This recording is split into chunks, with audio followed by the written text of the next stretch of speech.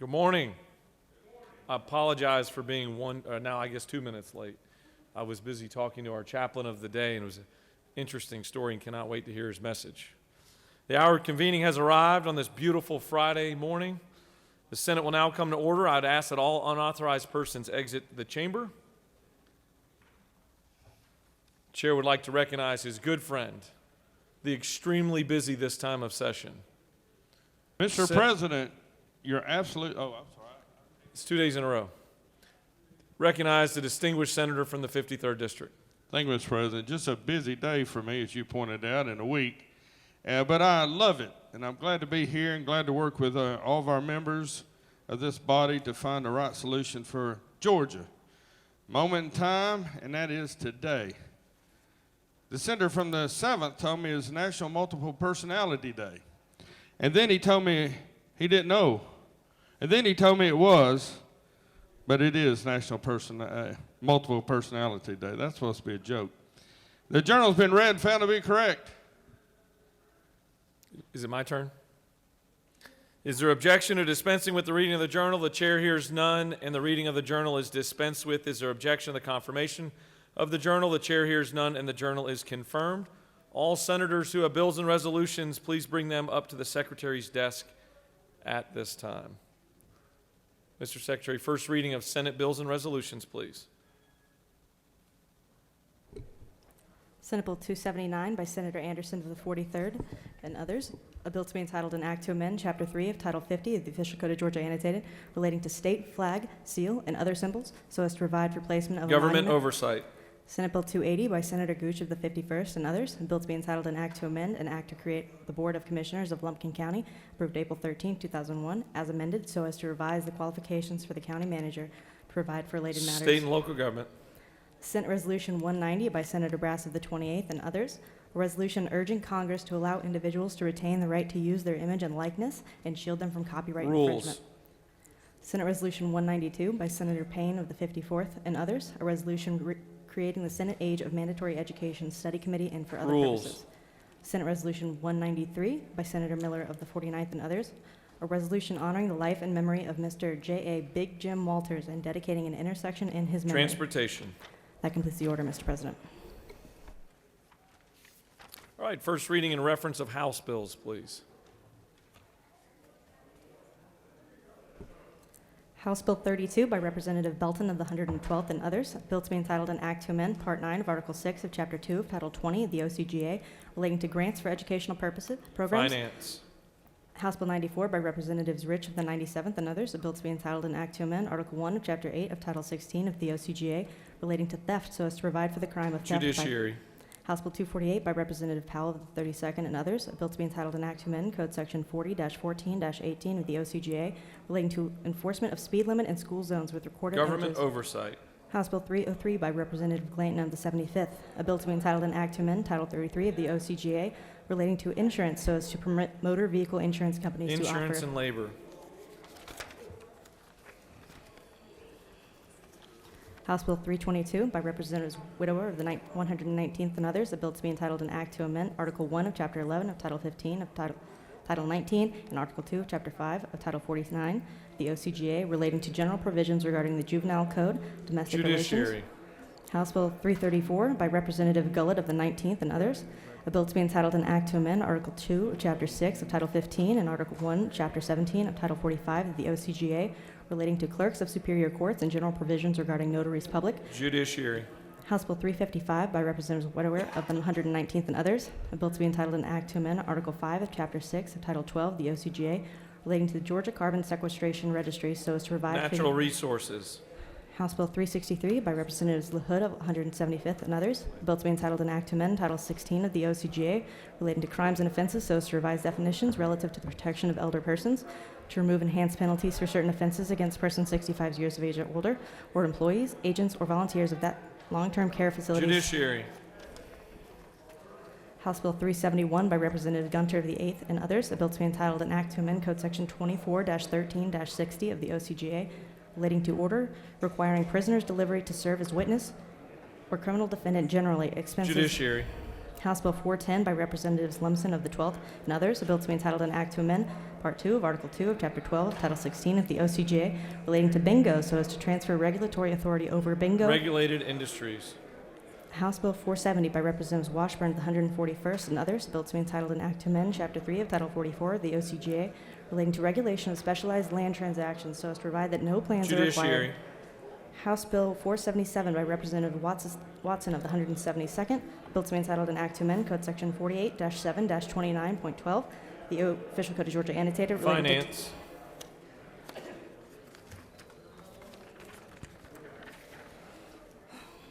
House Bill 480 by Representative Washburn of the 141st, a bill to be entitled an act to amend Part 3 of Article 8 of Chapter 14 of Title 44 of the OCGA relating to mechanics and material liens so as to provide for the creation, declaration, amendment, notice, and priority of Regulated liens. industries. House Bill 497 by Representative Efestration of the 104th, bill to be entitled an act to amend the OCGA so as to revise, modernize, correct errors or omissions in, and reenact the statutory provision of Judiciary.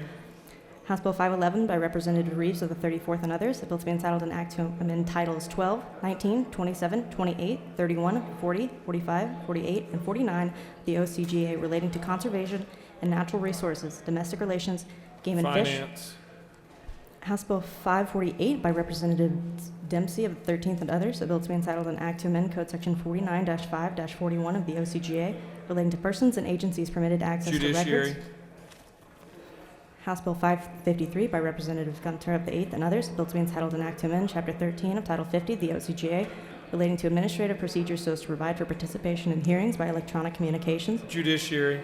House Bill 574 by Representatives Camp of the 131st and others, bill to be entitled an act to amend Code Section 4-11-3 of the OCGA relating to licenses for pet dealers in kennel, stable, or animal shelter operators. Finance. House Bill 586 by Representatives Watson of the 172nd and others, bill to be entitled an act to amend Part 1 of Article 1 of Chapter 8 of Title 48 of the OCGA relating to general provisions regarding sales and use taxes so as to extend the sunset date for exemption. Finance. House Bill 587 by Representatives Williamson of the 115th and others, bill to be entitled an act to amend Title 48 of the OCGA relating to revenue and taxation so as to provide for tax credit for medical equipment and supplies manufacturers. Finance. House Bill 588 by Representatives Jaspers of the 11th, a bill to be entitled an act to amend Title 32 of the OCGA relating to highways, bridges, and ferries so as to provide for eligible expenditures for the Georgia Freight Railroad Program of the Georgia Department of Transportation. Finance. House Bill 593 by Representatives Blackman of the 146th and others, bill to be entitled an act to amend Article 2 of Chapter 7 of Title 48 of the OCGA relating to imposition, rate, computation, and exemptions from state income tax. Finance. House Bill 635 by Representatives Leverett of the 33rd and others, a bill to be entitled an act to amend Title 15 of the OCGA relating to courts so as to provide that each judge of the Superior Court, State Court, and Probate Court. Judiciary. House Resolution 130 by Representatives McDonald of the 26th and others, a resolution ratifying the action of the Board of Community Affairs approving of the transfer of Forsyth County from the Georgia Mountains Regional Commission to the Atlanta Regional Commission. Government oversight. That completes the order, Mr. President. Mr. Secretary, will you please read the reports of standing committees?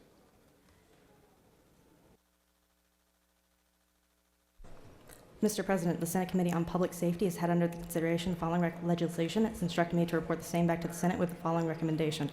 House Bill 367, do pass. Respectfully submitted, Senator Albers of the 56th District Chair. Mr. President, the Senate Committee on State and Local Government Operations has had under consideration the following legislation. Has instructed me to report the same back to the Senate with the following recommendation.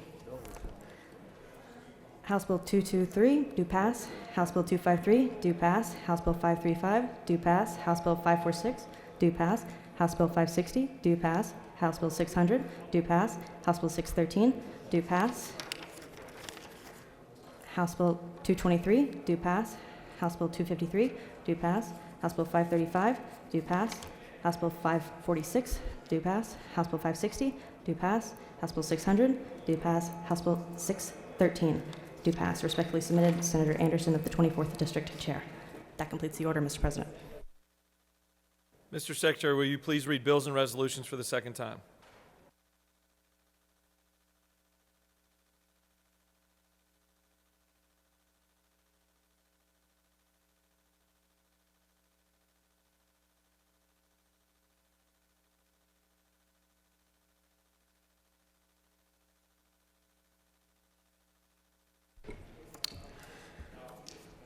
Senate Bill 98 by Senator Beach of the 21st and others, Georgia Freight Railroad Program and eligible expenditures, procedures, condition, and limitations for public and private financing of projects, provide.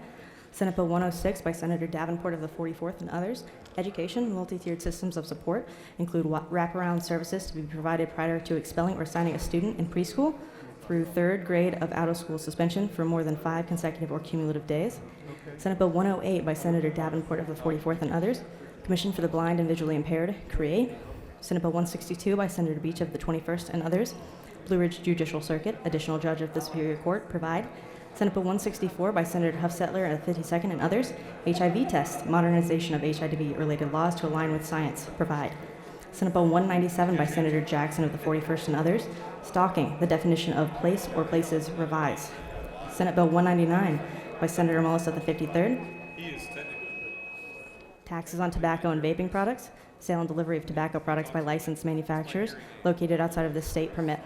Senate Bill 202 by Senator Burns of the 23rd and others, elections and primaries, persons or entities that mail absentee ballot applications shall mail such applications only to eligible registered electors, provide.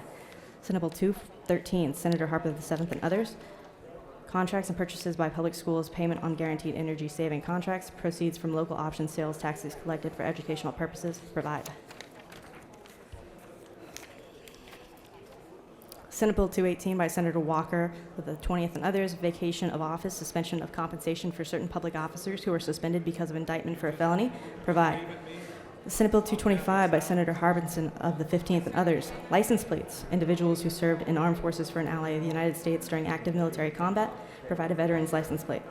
Senate Bill 226 by Senator Anna Vitarte of the 31st and others, sale or distribution of harmful materials to minors. Provisions of Code Section 16-12-103 shall be applicable to libraries operated by schools, provide. Senate Bill 232 by Senator Harbin of the 16th and others, primary elections, unique barcodes on individual absentee ballots require. Senate Bill 234 by Senator Kennedy of the 18th and others, Georgia Uniform Medication Act, enact. Senate Bill 237 by Senator Harbinson of the 15th and others, license plates, specialty license plates supporting members of the United States Army Rangers, establish. Senate Bill 238 by Senator Strickland of the 17th, Code of Georgia, enactment of the Official Code of Georgia annotated revised provisions. Senate Bill 239 by Senator Harrell of the 40th and others, education, tuition, and mandatory student fees for students enrolled in a unit of the University System of Georgia calculated and assessed on a per credit hour basis, provide. Senate Bill 240 by Senator Harrell of the 40th and others, education, instructional program for students in grades 11 and 12, critical role elections play in democratic way of life, provide. Senate Bill 241 by Senator Dugan of the 30th and others, elections and voting, revised comprehensively. Senate Bill 47 by Senator Anderson of the 24th and others, agricultural commodity commissions, public hearings with online public comment opportunities, replace. Senate Bill 256 by Senator Burke of the 11th and others, county boards of health comprehensive reorganization, provide. Senate Bill 258 by Senator Harper of the 7th, certification of operators of water or wastewater treatment plants, registration fee for board-approved continuing education providers, provide. Senate Bill 260 by Senator Harper of the 7th, soil amendments exclude from regulation. Senate Bill 266 by Senator Harbin of the 16th and others, Save Girls Sports Act, enact. Senate Bill 276 by Senator Kennedy of the 18th and others, county law libraries, authorize the charging and collection of law library fees in county recorders courts and magistrate courts, allow county governing authorities. Senate Resolution 134 by Senator Walker of the 20th and others, public officers, suspension of compensation, felony, provide, constitutional amendment. Senate Resolution 154 by Senator Orrick of the 36th and others, Joint Study Committee for Strengthening Georgia's Future Workforce, create. House Bill 106 by Representative Clark of the 147th and others, Georgia State Indemnification Fund, replace the term National Guard with the term Organized Militia. House Bill 156 by Representative Parsons of the 44th and others, military sharing of information, reporting of cyber attacks, facilitate. House Bill 208 by Representatives Chiokas of the 138th and others, state holidays, second Wednesday of February of each year as National Swearing-In Day in Georgia. House Bill 245 by Representative LaHood of the 175th and others, professions and businesses, podiatry, amend a provision relating to fingerprint and criminal background checks. That completes the order, Mr. President. All right, it's now time for our morning roll call. It is now time for our morning roll call. Are there any motions to excuse? Chair recognizes his good friend from Cobb County, the senator from the 33rd. Thank you, Mr. President, and good morning, y'all. I ask for unanimous consent to excuse the following senators from the 12th, 19th, 35th, 38th, and 36th for business outside the Capitol, sir. Without objection, the senators from the 12th, 19th, 35th, 38th, and 36th are excused. Are there any additional motions to excuse? Going once? Going twice? Sold. Oh, chair recognizes the senator from Forsyth County. Just came in under the gun, Mr. President. I ask for unanimous consent to excuse the senator from the 28th, please. Without objection, the senator from the 28th is excused. All right. Secretary will call the roll. Senators, signify your presence by voting the A switch. The secretary will unlock the machine.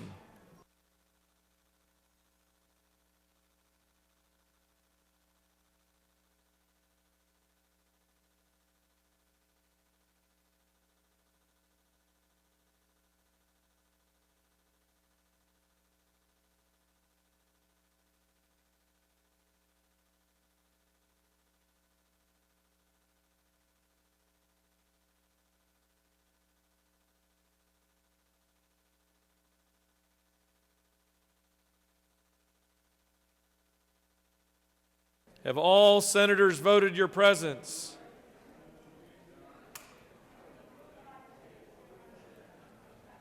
Have all senators voted your presence? Mr. Secretary, please close the machine. All right, it's now time for our morning devotional. And I'd like to ask that all senators please take your seats and cease all audible conversations.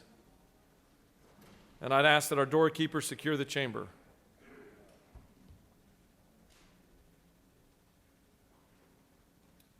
I'd like to lead us in our Pledge of Allegiance today and introduce our chaplain of the day. Please rise. I pledge allegiance to the flag of the United States of America and to the republic for which it stands, one nation, under God, indivisible, with liberty and justice for all. Now the Georgia flag. I pledge allegiance to the Georgia flag, to the principles for which it stands, wisdom, justice, and moderation. So we have a really special opportunity here this morning. When I found out that I had the opportunity to introduce Reverend Jonathan Ritchie, I also realized that he's a very good friend of one of our folks here in the clerk's office, Jack Tripp. And so I decided to have the opportunity to ask him to introduce his good friend to us. And when you hear this amazing background and amazing life of service to his faith and his family's journey, you will certainly appreciate the time we spend with him.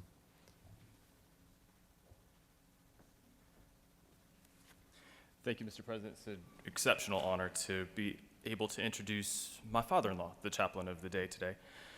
The Reverend Jonathan Ritchie is a missionary and pastor with the Christian and Missionary Alliance. He was born in West Africa and has spent the majority of his life overseas. After getting his bachelor's in intercultural studies from Toccoa Falls College and his master's in intercultural studies from Columbia International University in South Carolina, John and his wife Jessie served overseas as missionaries for 30 years.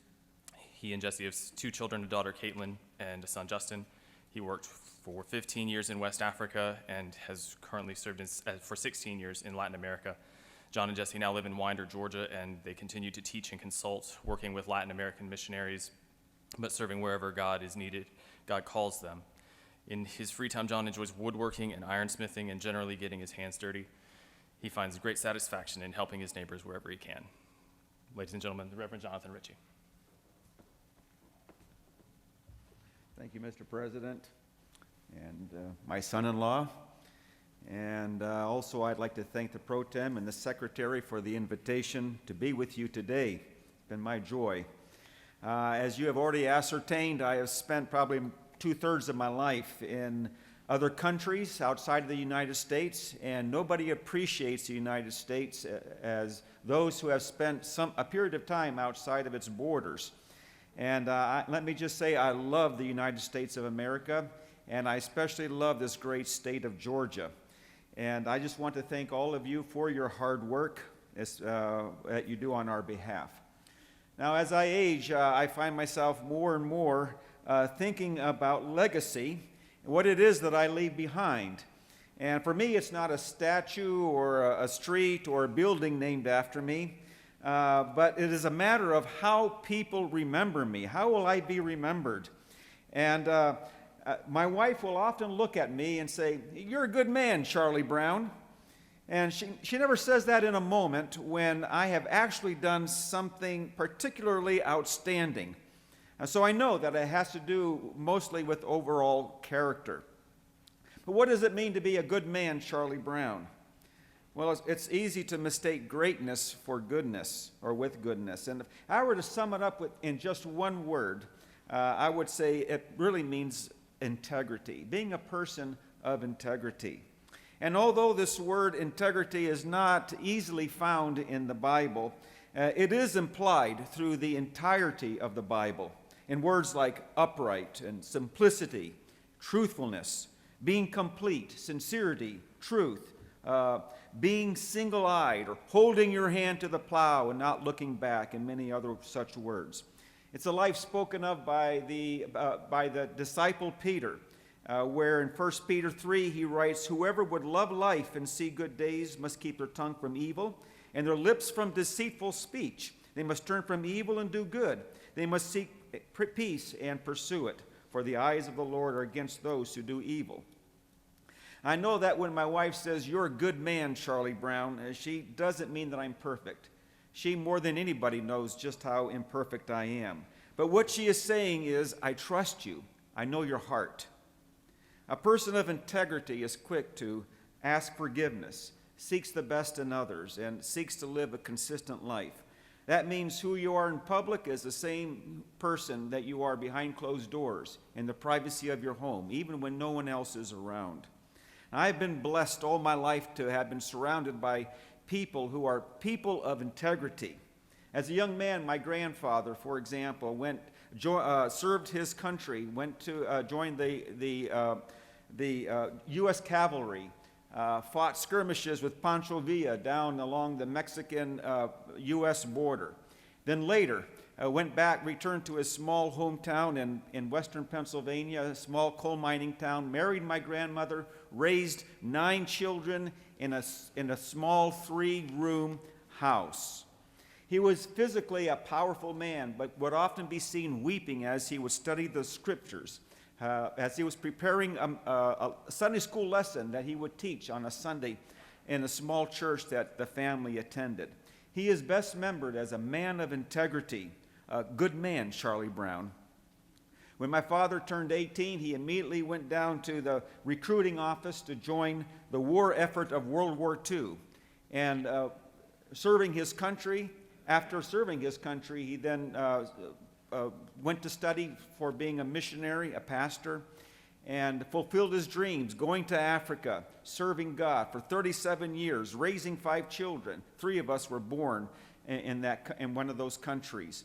And later, once he retired, continued to serve God and man, passing into eternity at the age of 92.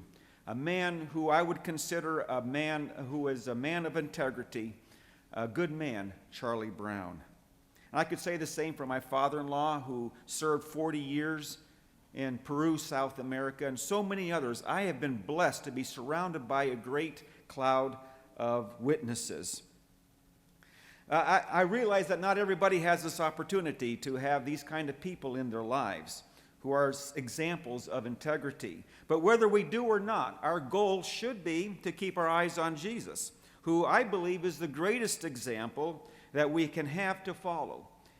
I have lived among people of many religions whose faith and practices are different from mine, but who greatly honor and respect the person of Jesus.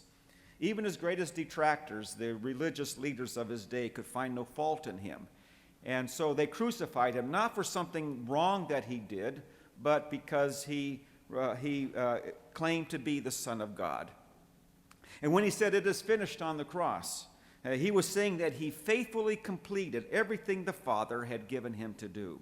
For me, living a life of integrity means walking in the footsteps of Jesus, striving to live the kind of life that Jesus lived, even when no one is watching.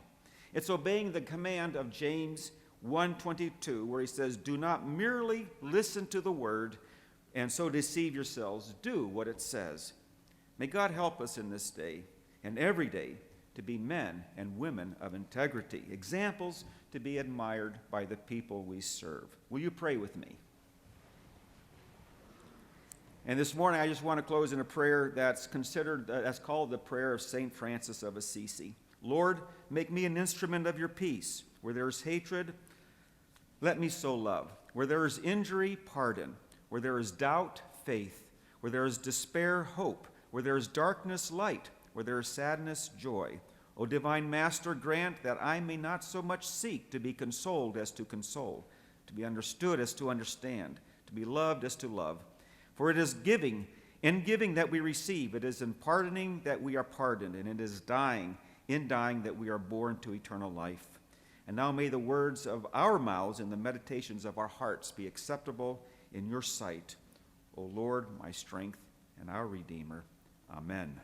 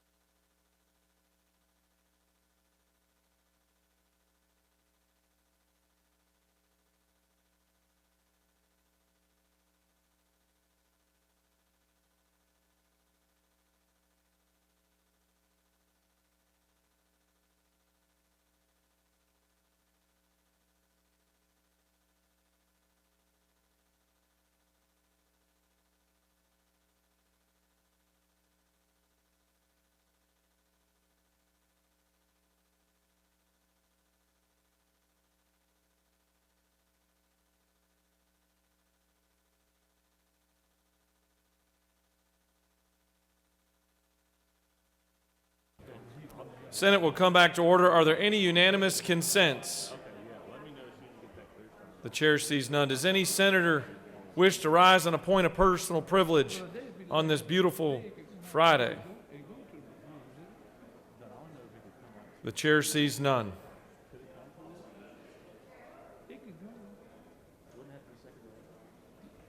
Chair does now see one. Chair recognizes the senator from the 42nd for a point of personal privilege.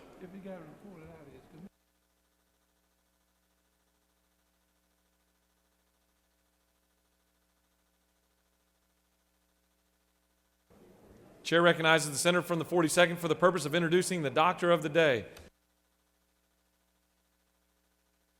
Hello, sorry. Thank you, Mr. President, and good morning, colleagues. It is my honor to introduce our doctor of the day, Patrick Hall. Dr. Patrick Hall is an internal medicine physician with Kaiser Permanente. This is the fourth doctor I've introduced in the last few weeks with Kaiser, so we really owe Kaiser Permanente and the Southeast Permanente Medical Group a debt of gratitude. Dr. Hall is currently serving as the East Area Chief for Adult Primary Care. Dr. Hall hails from Greenville, South Carolina, received his medical degree at the University of South Carolina School of Medicine, and completed his internal medicine residency at Emory University.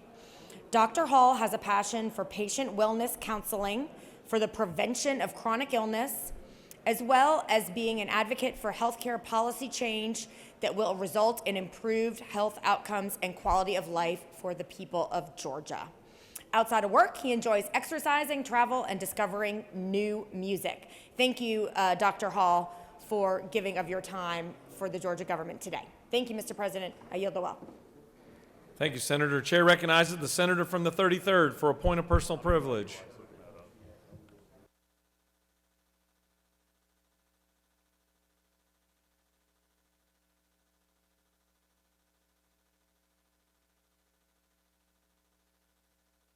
Thank you, Mr. President, my fellow senators, colleagues, and the rest of y'all.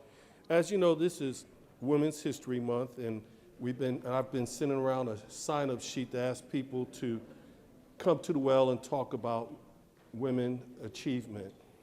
And today, just real quick, I'm going to talk about Jane Bolin. She was a judge and lawyer. Born in Poughkeepsie, New York on April 11th, 1908, Jane Matilda Bolin was a groundbreaking attorney when she went on to become the first African-American female judge in the United States. After graduating from Wesley College at the top of her class, a fiercely determined Bolin enrolled in Yale Law School. Despite challenges she met on campus, she was able to graduate in 1931, becoming the first African-American woman to earn a degree from the prestigious institution. Bolin would go on to set a string of precedents for women of color in the field of law. After an unsuccessful campaign for a state assembly seat on the Republican ticket, Bolin was offered assistant corporate counsel work for New York City. She was the first African American to hold that position. On June 22, 1939, Ms. Bolin was sworn in as judge for New York's family court system, a position she would hold on to for 4 decades. During her tenure on the bench, Bolin worked to dismantle some of the deeply rooted segregationist policies within the child welfare services, encouraging publicly funded child care agencies to accept children without regard to race. And that was your Woman History Moment. Thank you. Thank you, Senator. Chair recognizes the senator from the 6th for a point of personal privilege.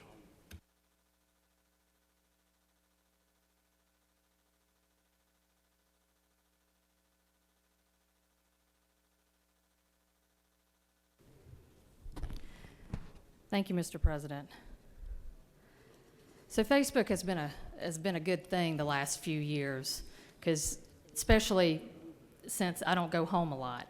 And what's been great is you log in and you're friends with people that were your childhood friends who you haven't seen in years. But they post pictures of their children, of their family, and so you kind of get to keep up with them. And it's really kind of one of the blessings of social media.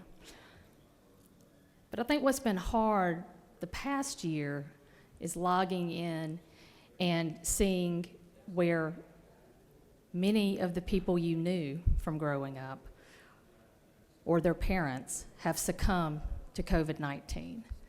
And that's been really, really difficult. I'll tell you, recently I logged in and I saw that the mother of a childhood friend had died of COVID. Sandy Stevenson Grimes.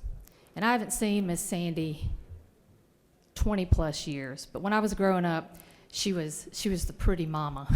She was the one that was beautiful and was nice, and she was just an incredible person. And she was the widow, the mother of 3 children. And so when I saw that she had passed, it's one of these memories, a weird thing, because if you haven't seen anybody in a while, the way I remember her is how she was 25 years ago. And I was just overwhelmed for the loss of that family. But to be quite frank, since March 3rd, when we saw our first COVID case, there have been many families that have lost loved ones, probably many in this chamber. I think we're roughly at probably 18,000 souls in this state. Many of them are most frail and are most elderly. So, Mr. President, I would like to request the moment of silence for all the people in Georgia that have died from COVID-19. Senators ask us to rise and offer a moment of silence.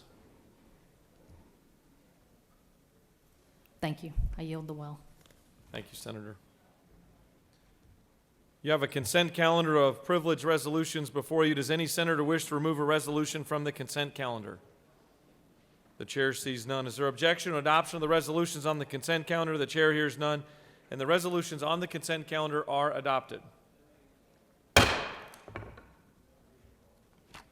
Are there any motions to withdraw and commit? Chair sees none.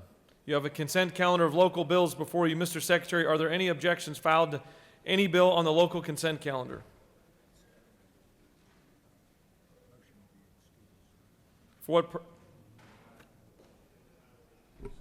Mr. President, there are no objections filed. For what purpose does the senator from the 17th rise? Mr. President, I ask unanimous consent to be excused from voting on the local consent calendar pursuant to Senate Rule 5-1.8D.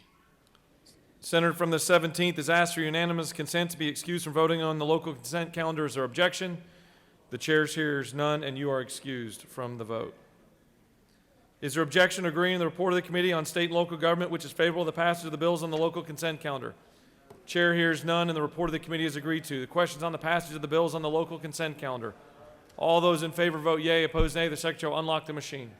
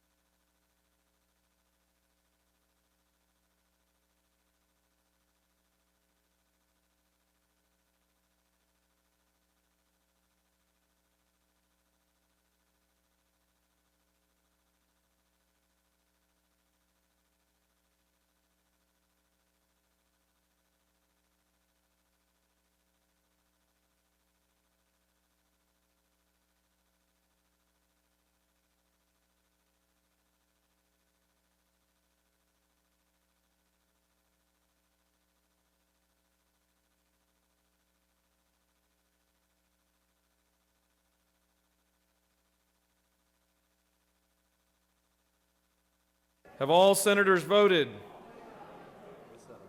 Have all senators voted?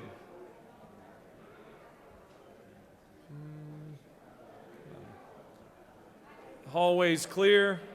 Mr. Secretary, please close the machine. On the passage of the bills on the local consent calendar, the yeas are 47, the nays are 1, and the bills having received the requisite constitutional majority are therefore passed.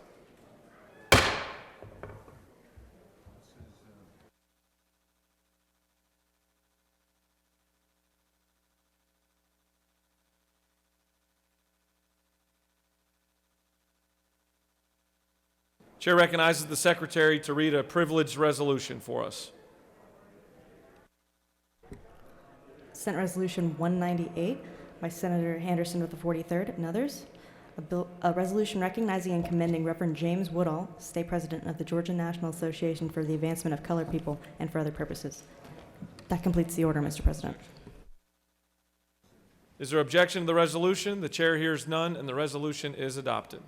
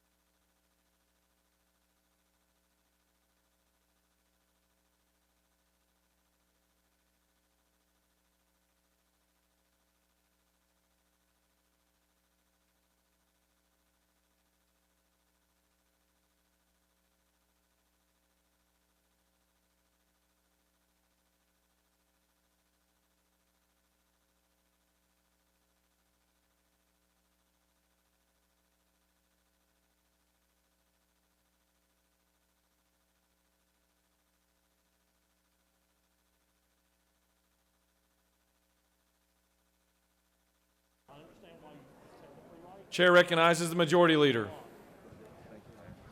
Thank you, Mr. President. I move that we table the Senate Rules Calendar. The Majority Leader has moved that this body place on the table today's rules calendar. Is there objection? There is objection.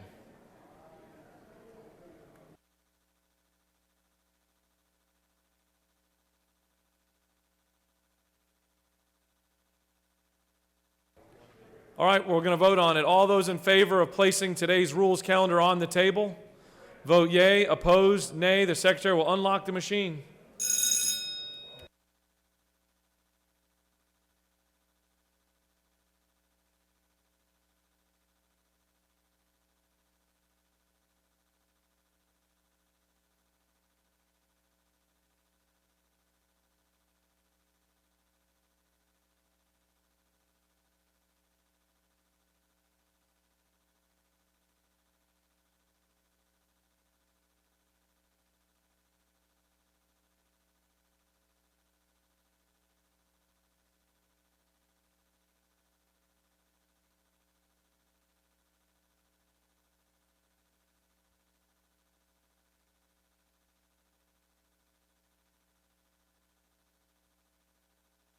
Have all senators voted? Nobody run, nobody run. There you go. Don't want anybody to get hurt in here. It's Friday. Make sure you get to your tennis matches on time tomorrow. All right, all senators voted. Mr. Secretary, please close the machine.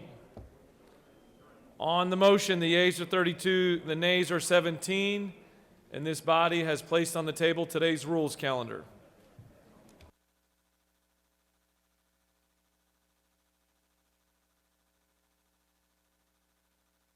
Secretary's asked for a couple of minutes to rework the paperwork. We'll be right back with you. We'll stand at ease for 2 minutes.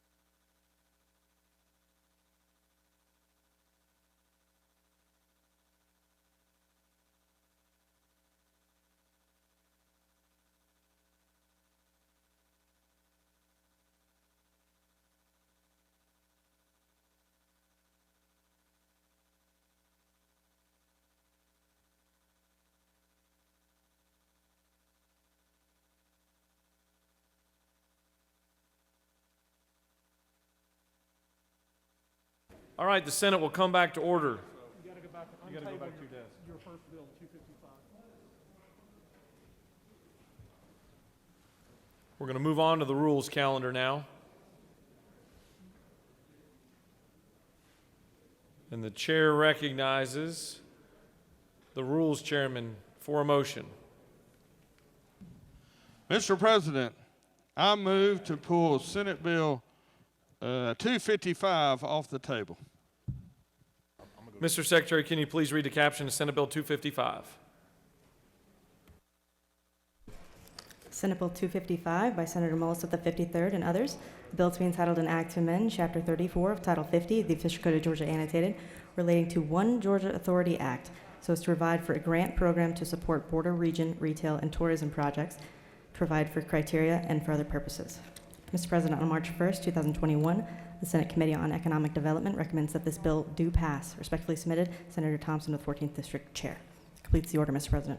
Senator from the 53rd has moved that Senate Bill 255 be taken from the table. Is there objection? Chair hears none, and it's removed from the table. The chair recognizes the senator from the 53rd to speak to the measure.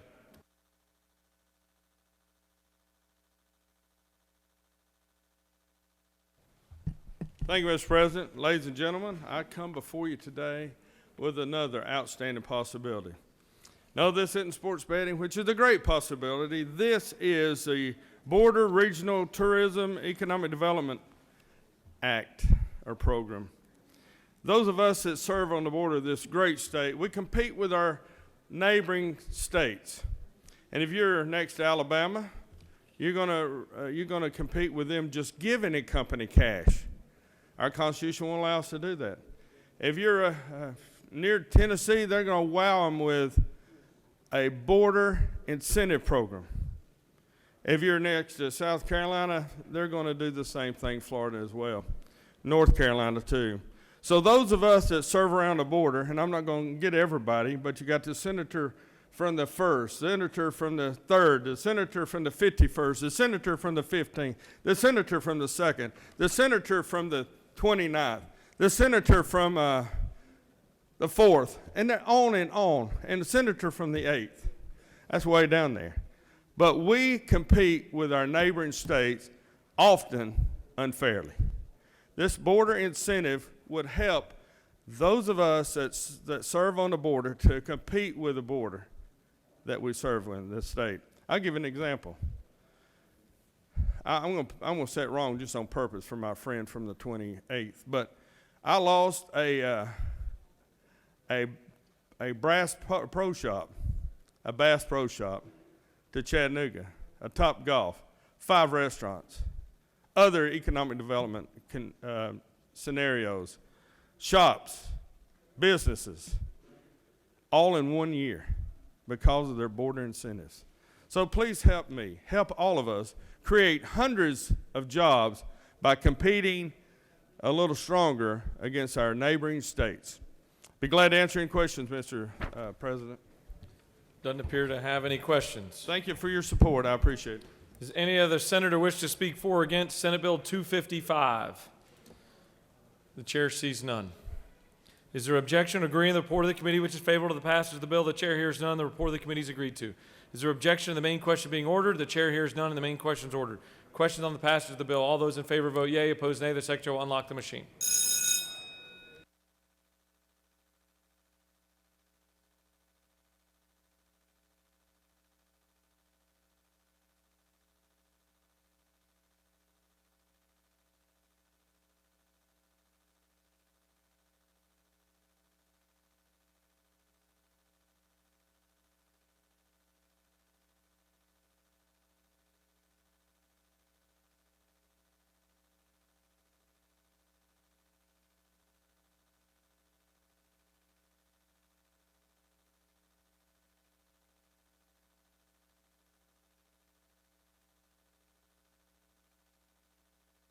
Have all senators voted?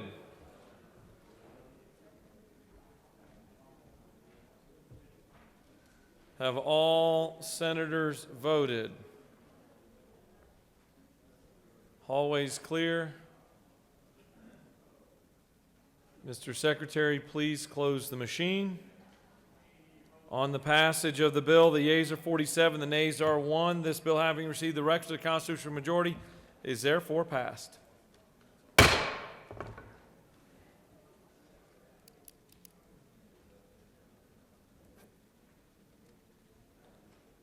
Chair recognizes the senator from the 7th.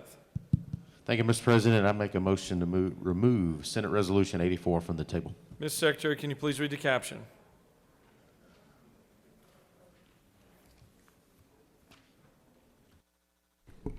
Senate Resolution 84 by Senator Harper of the 7th and others. A resolution creating the Joint Study Committee on Airport Infrastructure and Improvements and for other purposes. That completes. On February 26, 2021, the Senate Committee on Rules recommends that this resolution do pass by substitute. Respectfully submitted, Senator Mullis of the 53rd. Read the substitute, first line. The Senate Committee on Rules offers the following substitute to Resolution 84, a resolution creating the Joint Study Committee on Airport Infrastructure and Improvements and for other purposes. That completes the order, Mr. President. Senator from the 7th has moved that Senate Resolution 84 be removed from the table. Is there objection? The chair hears none, and it's taken off the table. The chair recognizes the senator from the 7th to explain the measure. Thank you, Mr. President. Senate Resolution 84 simply creates a joint House-Senate study committee to look into airport infrastructure funding. I'd appreciate your support. If no questions, I yield the will. You are a seasoned professional. There are no questions. Does any other senator wish to speak for or against Senate Resolution 84? The chair sees none. The question's on the adoption of the committee substitute. Is there objection to adoption of the committee substitute? Chair hears none, and the committee substitute is adopted. Is there objection to agreeing to the report of the committee which is favorable to the adoption of the resolution? The chair hears none. The report of the committee is agreed to.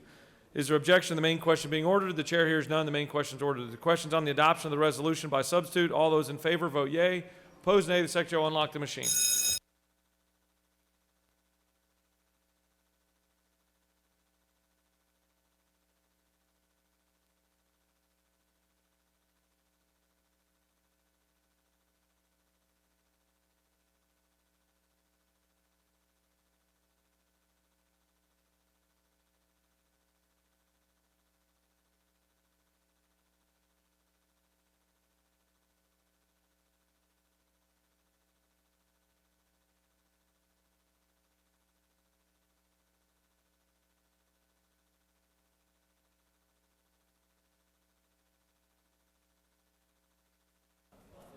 For what purpose does the pro tem rise? Parliamentary inquiry, Mr. President. State your inquiry.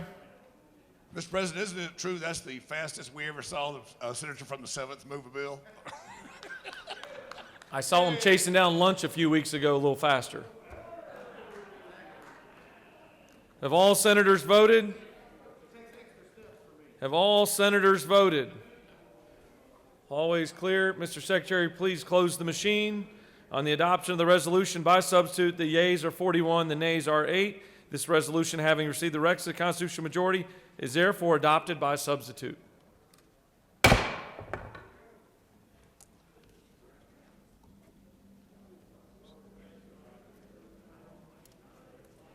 Chair recognizes the senator from the 53rd.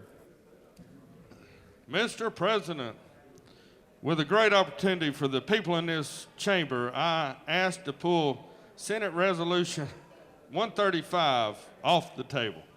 Mr. Secretary, can you please read the caption?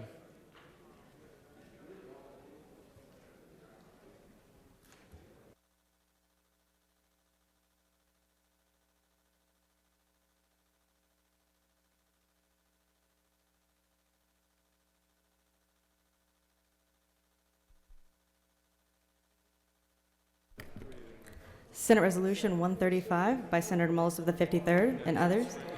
A resolution proposing an amendment to the Constitution of the State of Georgia so as to provide for sports betting in this state, to provide for related matters, to provide for the submission of this amendment for ratification or rejection, and for other purposes. Mr. President, on February 25th, 2021, the Senate Committee on Regulated Industries and Utilities recommends that this resolution do pass by committee substitute. Respectfully submitted, Senator Cowser of the 46th District Chair. Mr. President, the Senate Committee on Regulated Industries and Utilities offers the following substitute to Senate Resolution 135, a resolution proposing an amendment to the Constitution of the State of Georgia so as to provide for sports betting in the state, to provide for related matters, to provide for the submission of this amendment for ratification or rejection and for other purposes. That completes the order, Mr. President. Senator from the 53rd has moved that Senate Resolution 135 be taken from the table. Is there objection? Chair hears none, and it's removed from the table. The chair recognizes the senator from the 53rd to explain his measure.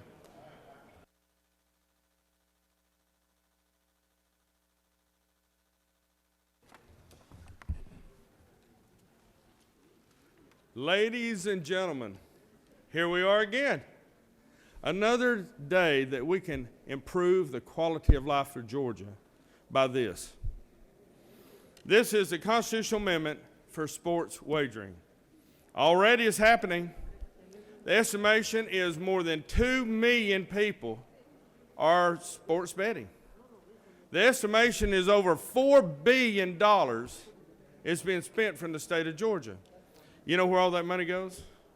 It goes to the bookies, or the so-called winners, or those that may owe money or may not. But here we can regulate it. We can send that money to certain areas like the Hope Scholarship, broadband, rural health care, or whatever this body chooses. But the constitutional amendment is simply allowing the people, the very people that you represent, the ones that vote for you or don't vote for you, you're allowing them to decide either no or yes. So let me tell you, a no vote for this bill is allowing the bookies to continue to control sports betting. The bookies, the illegal activity. You know, the one that will send Guido to break your legs if you hadn't paid. If the senator from Macon was here, he would verify that. Or the yes vote is to allow the people to decide. The people, the very people that elect you, the very people in your district, they're in control, not the bookies, not the illegal activities. This bill has been worked well and has been talked about for years. Thank you to the senator from the 21st to leading this exercise and the senator from the 25th. But moreover, the senator for the 46th to make sure that it's done right. The members in the committee have also been working on this issue, and I am extremely grateful. So let's send a message today that we're allowing the people to vote. Now, I need to make sure you know something. Is gambling legal in Georgia? Anybody know the answer to that? It is, because the people voted for the lottery years ago. So gambling is already illegal. Gambling is already legal. I was just saying if you're awake. Gambling is already legal by the lottery that has sent tens of thousands, I'm saying that because I don't know the exact number, Senator from the 15th May, tens of thousands of people to college that would have never had the opportunity to go to school. Never. And we've given them career paths that the sky's the limits because of what we've done in the past year. I wasn't here. Senator from the 15th may have been here. Were you here then? Anyway, he's not listening to me. So, ladies and gentlemen, this is simple. A yes vote is to allow the people to vote yes or no. And I've been here for a while, and I have never had any problems with allowing the people to vote. Mr. President, I'll say this too, and you're not going to believe this, but I've introduced all three of them. I have not had not one call, email, text from my district on this issue. Not one. I'm shocked, but I haven't. But I'm asking you for your vote today. I'd be honored, and the people of this state would be honored too for you to allow them to vote for this. Mr. President, I'll be glad to answer any questions, but I think the senator from the 46th who mastered the amendments will be coming to the well shortly. Chair recognizes the senator from the 6th for a question. Will the senator yield? Certainly, and I'm trying to find you so I could talk to you personally about this issue. With respect to this, there are three areas that this money will go to. Yes, ma'am. And specifically with that, the money actually goes into the general fund That's correct. first, as opposed to going into the lottery corporation like Hope. Can you tell me why there was a differentiation there? Well, that's the way it was set up in the committee process. But my assurance to you that the conference committee that will probably be expound from this issue will have representation from all sides in this chamber. So that's where the changes may be made, that you will have a hand in it by everyone being represented in that conference committee properly. But right now, we're doing it that way. And will the senator yield? Yes, ma'am. And with respect to that, in terms of our appropriations process, Yes. There isn't any mandatory requirement that any amount go to one of those things. For example, if there was $100 that came in from sports betting, we could appropriate as a body $100 to rural broadband and then leave the rural health care and also the needs-based scholarship funds kind of cut out of it. Isn't that true? Well, the enabling legislation, which will be the next piece of legislation, it's the nuts and bolts of how this is all put together. So that's where it'll be designated of how this will be distributed. Will the senator yield? Yes. And with respect to that, though, in terms of the distribution, let's say there's a percentage, a third, whatever, that actually could be put into the constitutional amendment. It could. Okay, And thank you. look, I'm open to that as well. Thank you. Do you continue to yield? Sure. Chair recognizes the senator from the 5th for a question. Distinguished Chairman Ruel, Yes, sir. I love the way you said to let people decide. Yes. Our voter decide. That's Yes. great. I mean, and then what the money is going to go is fine. We are allowing people to decide whether they can gamble. Are we willing to? I don't like using that word, but continue on. It's part of gamble, whether we don't like it or not. That's part of gambling. But anyway, let people decide whatever they want to do. That's right. Are we willing to put in a ballot, let people decide whether they can smoke marijuana? Well, marijuana is illegal, but the lottery is not. But we can put in some of the states. Sure. I mean, do you have one more question? I mean, there are a lot of states, they put in an amendment, in a constitutional amendment, let people decide. Are True. we willing to do that? Not for marijuana. I But have for no this further issue, I am. questions. Thank you. Because marijuana is illegal currently, and lottery isn't, or gambling isn't. You got to have a legal basis for me to vote for it. Oh, thank you. Thank you. No further Good question. Chair recognizes the senator from the 33rd for a question.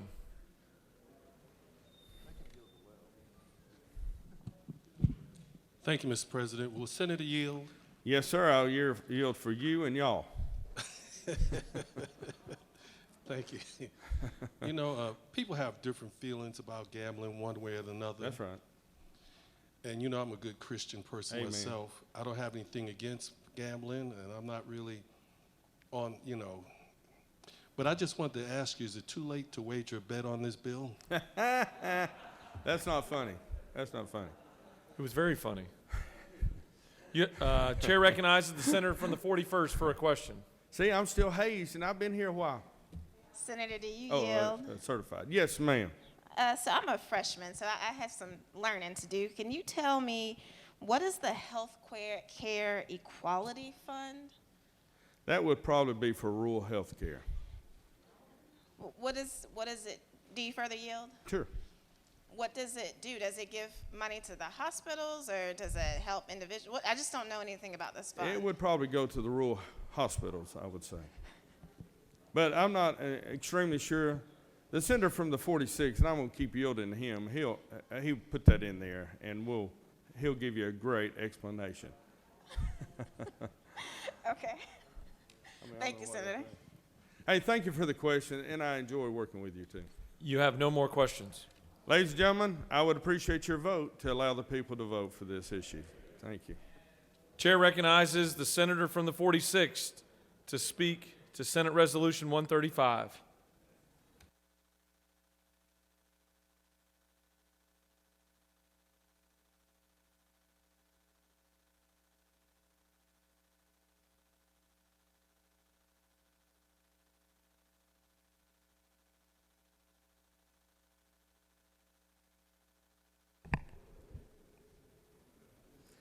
Thank you, Mr. President.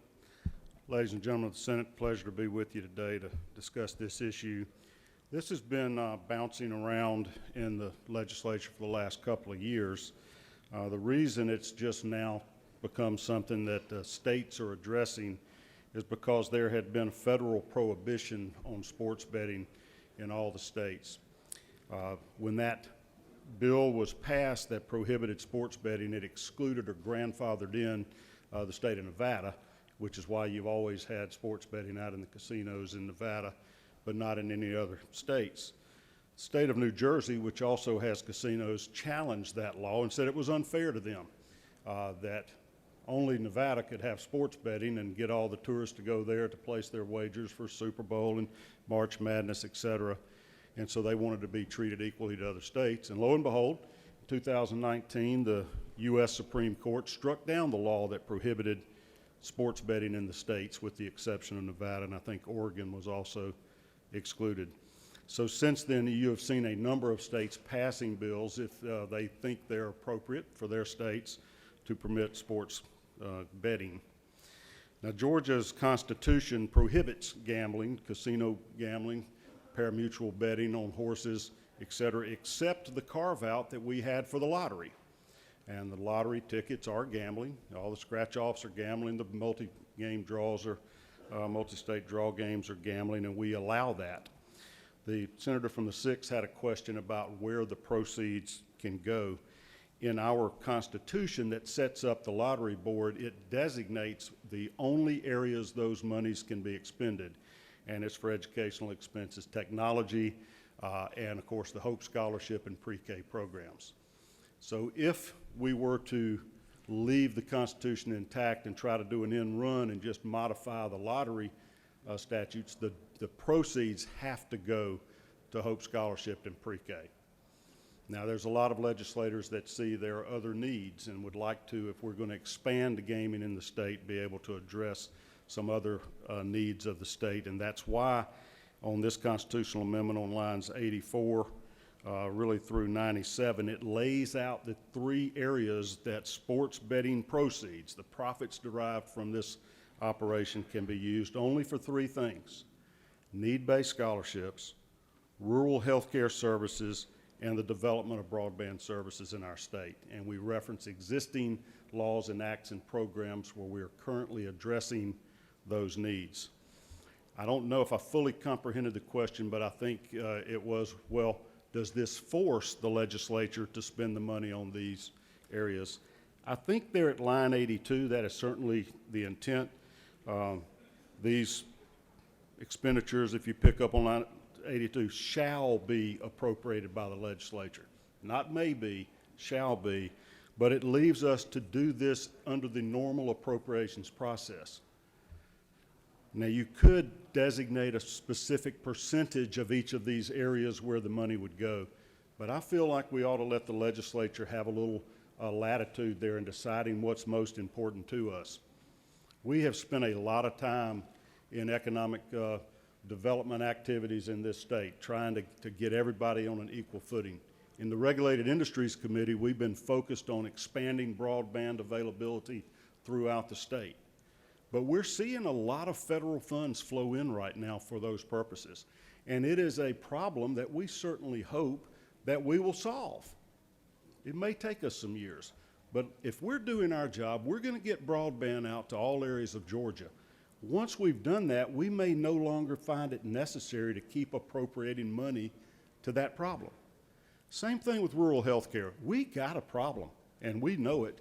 And you know, Senator from the 1st will tell you the Health Committee, Health and Human Services, spent enormous energy trying to figure out how do we level the playing field for the rural parts of our state in the medical arena. Well, hopefully we solve that problem also, and maybe in the future we will no longer need to be dedicating funds to there. Or maybe we as a legislature decide that's more pressing to us right now than needs-based scholarships or development of broadband. It gives us that flexibility. You'll notice number A, the first priority for me was need-based scholarships. We are not providing those in this state, and it's something we need to do. So if we were to pass this enabling legislation without amending the Constitution, we're not addressing these 3 problems. By mandating it in the constitutional amendment, that's where the proceeds from sports betting profits will go. We are addressing three of what I see are our most pressing needs, and we're leaving ourselves the flexibility through the appropriations process to determine what amount of money to dedicate for each of those three needs. I know that a lot of people, I have complained over the years that our ballot initiatives, when we propose a constitutional amendment, the question on the ballot maybe doesn't fully let you know what you're getting into as a voter. And I think that's wrong to do. And so I spent some time on the ballot question that's down on lines 114 through line 117, explaining what it is we're doing here. And it specifically provides that these proceeds will be used for needs-based educational funding, rural health care services, and the deployment of broadband to unserved areas of our state.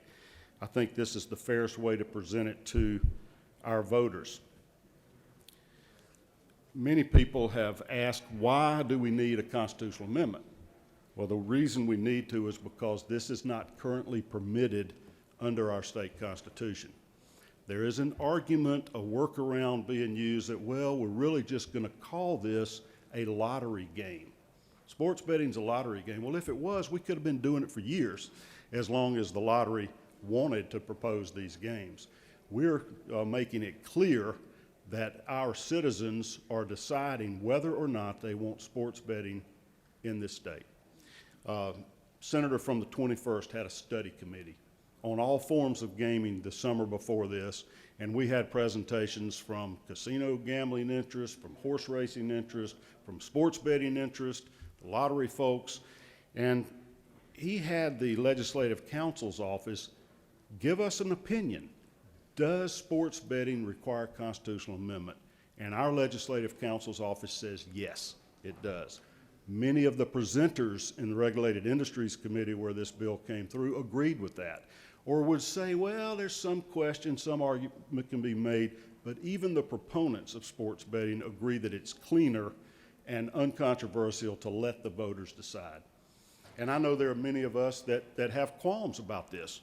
Where does this lead the state of Georgia? Is it good for our culture? Is it good for our citizens? Is it good for the vulnerable population that might get themselves into financial trouble through this? For those that share those concerns, this is a way to make sure we're not imposing our will on the state without letting them be heard and decide. By putting it on the ballot as a constitutional amendment, it lets us have a referendum of our citizens. Are they in agreement that this is something we can do? And I think that's one reason this is first on our rules calendar today before we even deal with the enabling legislation. Now, we've spent a lot of time addressing the enabling legislation, but I'll be the first to tell you, if 2/3 of this body doesn't support it, well, then I won't be supporting enabling legislation to permit it to override the will of the people, essentially, to amend this Constitution. I think that answers the questions. There was one other question out there. You had one, Senator, from the 5th about legalization of marijuana or whatnot. I mean, that's just a completely different subject matter, but it's the same process. You know, that's something that we would want to do by constitutional amendment and let the people decide if we ever get to that point, rather than us as a legislative body impose our will upon them, depending on the times as they might be. So I believe that lays out the framework. I'm happy to answer any questions, Mr. President, or I'll yield the will. You have no questions. Thank you, Mr. President. I yield the will. Ms. Secretary, will you please read amendment number 1?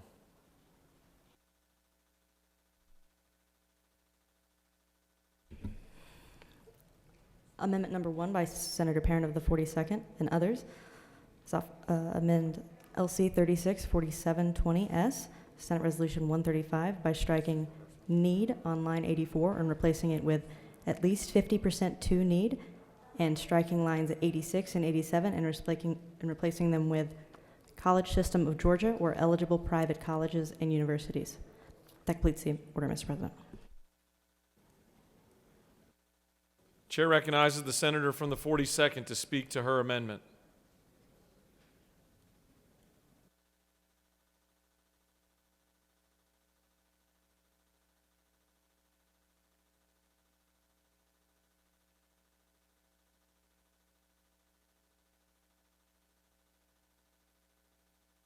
Thank you, Mr. President.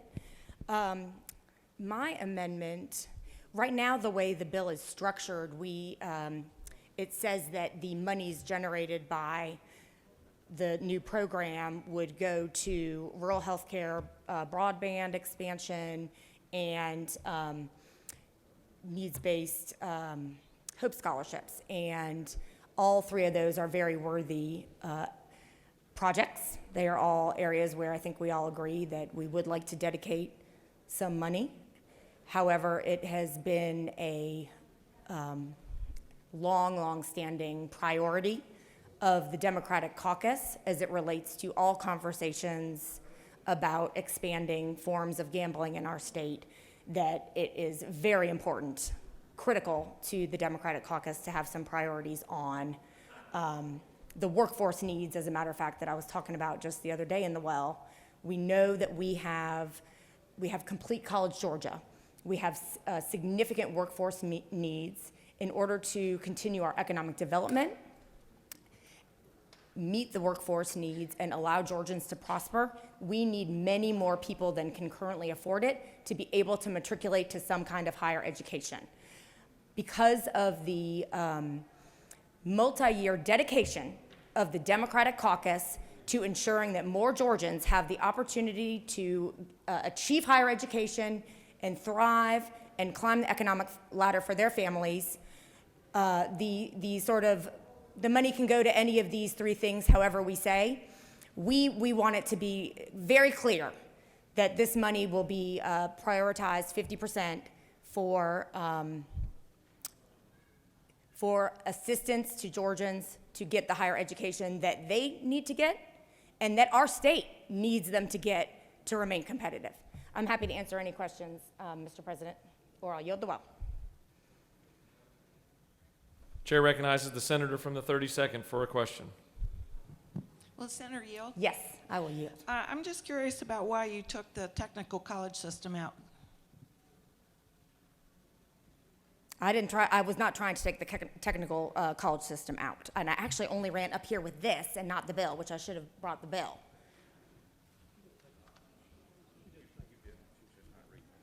Oh yeah, the word I'm hearing around me in my ears is that it has not been taken out. We would not want to take out the technical college system. Thank you for clarifying that. You have no more questions. Thank you, Mr. President.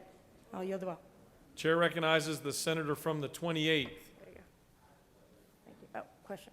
You have the wrong button pushed. You actually do have a question, Senator. All right, I'm happy to stay. Chair recognizes the senator from the 28th for a question. Thank you, Mr. President. Senator, do you yield? Yes, I yield. Senator, are you aware there's a study committee that is going to be formed to study need-based scholarships? Senator, I am aware of that. And I think we also had a study committee a few years ago, out of which grew the bill from the former senator for the 40th district to provide the framework for the needs-based scholarships. So we already did all that. So in my opinion, it's time to move forward. Okay, so if you'll further yield. Certainly. What's the purpose of us doing another study committee and then we're going to come in and make these types of changes and basically go all in when we haven't? I mean, I don't remember studying it. We studied it. Let's call up the former senator from the 40th.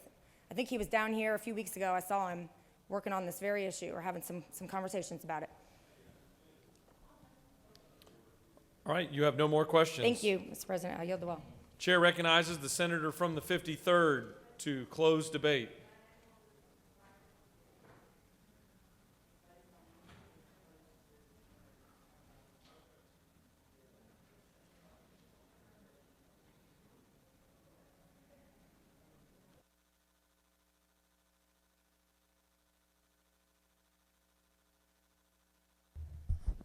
Thank you, Mr. President.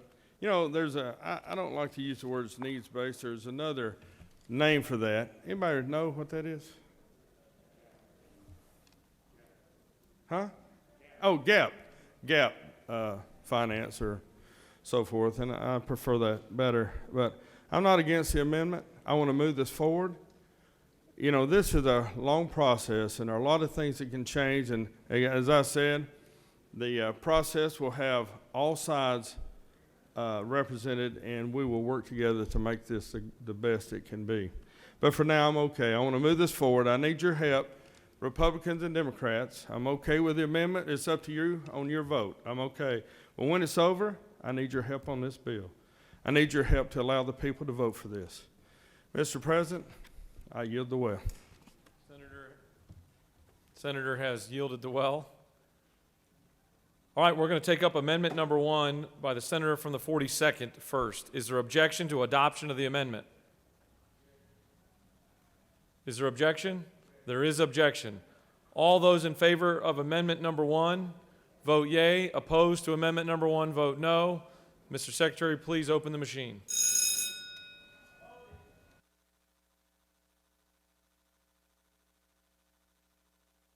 For what purpose does the senator from the 36th rise? Is it not the case that we are, as a state, really looking for the opportunity to create needs-based scholarships to meet our workforce needs and to offer Georgians a bright future, and that this amendment will move us forward in that The chair will direction? leave that up to each and every member to decide on their own.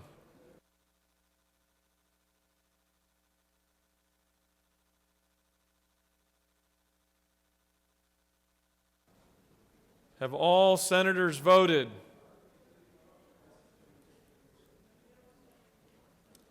Have all senators voted? Mr. Secretary, please close the machine. On the adoption of amendment number 1, the yeas are 29, the nays are 21, and the amendment is adopted. All right. Now we'll take up the measure. The questions on the adoption of the committee substitute as amended. Is there objection to adoption of the committee substitute as amended? Chair hears none. The committee substitute as amended is adopted. Is there objection to agreeing to the report of the committee which is favorable to the adoption of the resolution? Chair hears none. The report of the committee is agreed to. Is there objection to the main question being ordered? Chair hears none, and the main question is ordered. Question is on the adoption of the resolution by substitute. All those in favor vote yea. Opposed nay. The Secretary will unlock the machine.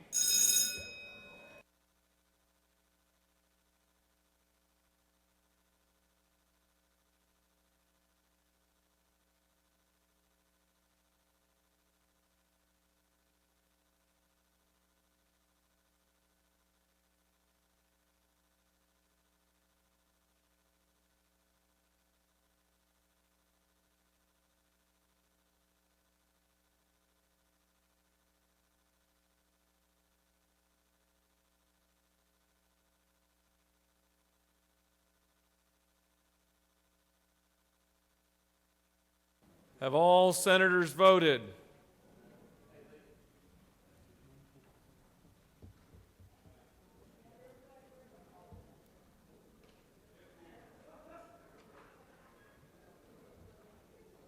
Have all senators voted? Hallway clear. We got a thumbs up. Mr. Secretary, please close the machine. On the adoption of the resolution by substitute, the yeas are 41, the nays are 10. The resolution, having received the requisite 2/3 constitutional majority, is therefore adopted.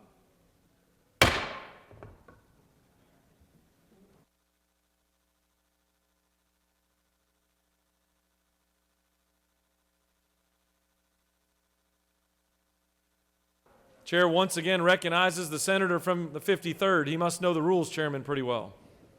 Thank you, Mr. President. It's just that I have such love in my heart right now. Hope to continue that. I ask you to take Senate Bill 142 off the table. Mr. Secretary, can you please read the caption of Senate Bill 142?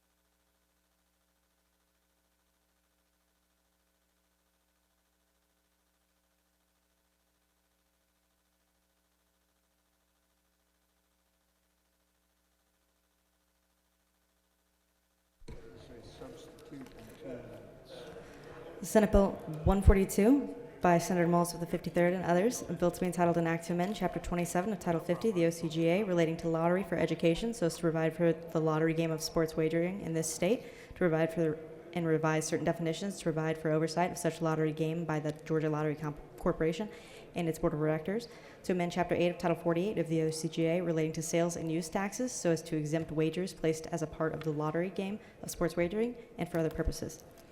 Mr. President, on February 25th, 2021, the Senate Committee on Regulated Industries and Utilities recommends that this bill do pass by committee substitute. It's respectfully submitted, Senator Cowsert, with 46th District Chair. Following substitute. Senate Committee on Regulated Industries and Utilities offers the following substitute to Senate Bill 142, bill to be entitled an act to amend Chapter 27 of Title 50, the Official Code of Georgia annotated relating to lottery for education so as to provide for the lottery game of sports wagering in the state, to provide for and revise certain definitions, to provide for oversight of such lottery game by the Georgia Lottery Corporation and its Board of Directors and for other purposes. Amendment number 1 by Senator Cowsert with 46. Amend the Senate Committee on Regulated Industries and Utilities substitute to Senate Bill 142, LC 364721S by replacing an effective date with a contingent effective date on line 13, and by replacing lines 1034 and 1035 with the following, and for other purposes. Amendment number 2 by Senator Rahman of the 5th, amend LC 364721S, Senate Bill 142, by striking line 402 and replacing it with, there is no maximum limitation, provided, however, that at least 1/3 of all licenses shall be issued to a minority business. That completes the order, Mr. President. Senator from the 53rd has asked that Senate Bill 142 be taken off the table. Is there objection? Chair hears none and it's removed from the table. The chair recognizes the senator from the 53rd to walk his well-beaten path back to the well. Thank you, ladies and gentlemen. I am sincerely touched here, not here, for your vote just a minute ago. Thank you so much. That was a big statement, and I'm grateful. Ladies and gentlemen, this is the enabling legislation, or I like to say the nuts and bolts of how it all works. Now again, we're just starting the process. Our bills have been much better than anything over in the House because they have not found the support. But we can work together to make it perfect as possible. This allows the Georgia Lottery Corporation to license and regulate sports wagering in Georgia. I'm going to read this part. It provides the permission and over wagering, the ineligibility, and provides for reporting inspections and violations. Requires a GLC, Georgia Lottery Corporation, to promulgate rules and regulations within 150 days of the effective date. Requires license to pay a non-refundable $10,000 application fee and a $100,000 annual license fee, and believe it or not, that's low. We started at $900,000 a year, but to let all companies in Georgia be a part of this, we brought it down to a low $100,000 a year for this industry. I bet you didn't know that. This also requires the CEO, the Georgia Lottery Corporation, to offer temporary license for up to 1 year. Requires them to work with national and local organizations to provide treatment services for those that have gambling problems. And also establishes bettors' rights and includes wages from sales tax and use tax. So this is, when you crank your car up, this is the engine that runs the vehicle. Mr. President, I could talk all day, but there are a lot of questions, probably be glad to answer them. And again, my good friend, chair of the committee, who changed a lot of this, may want to come down and answer some of the questions. Chair recognizes the senator from the 33rd for a question.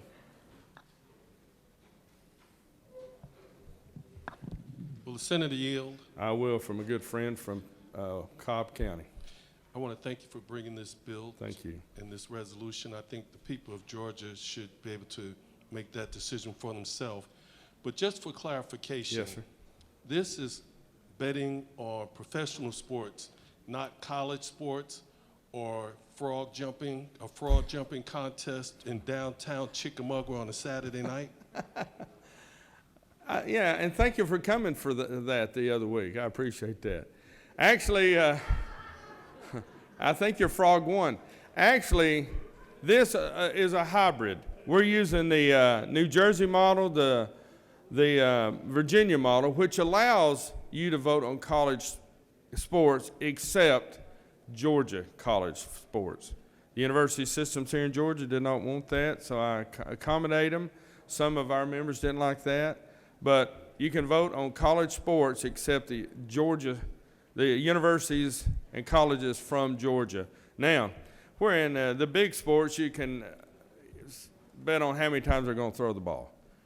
In college sports outside the Georgia colleges, you can only bet if they're going to win or lose. But everything else, I mean, from professional ping pong to frog jumping, provided it's professional, can be voted on with this.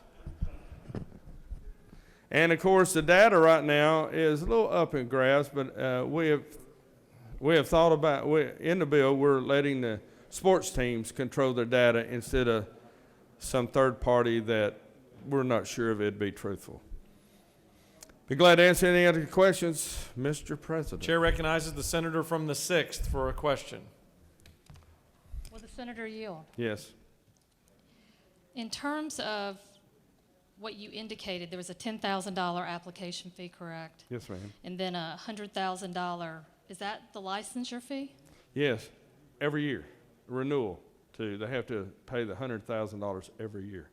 The $10,000 is just for them to apply the first time too.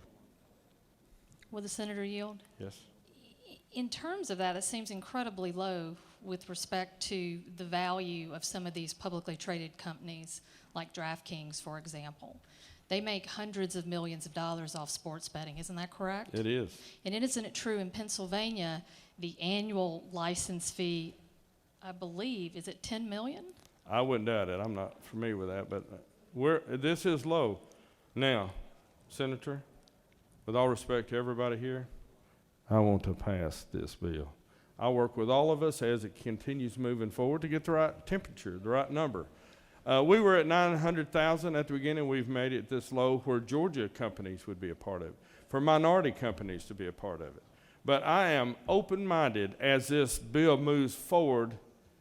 And again, you're going to have equal say on this because all sides in this chamber will be represented on the conference committee on our side.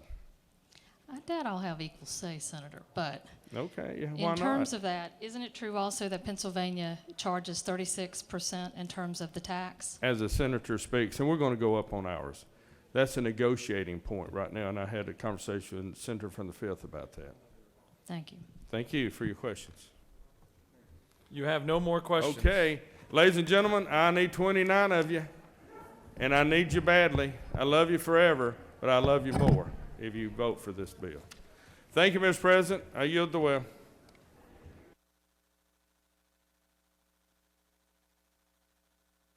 Chair recognizes the senator from the 46th to speak to the measure and his amendment number 1.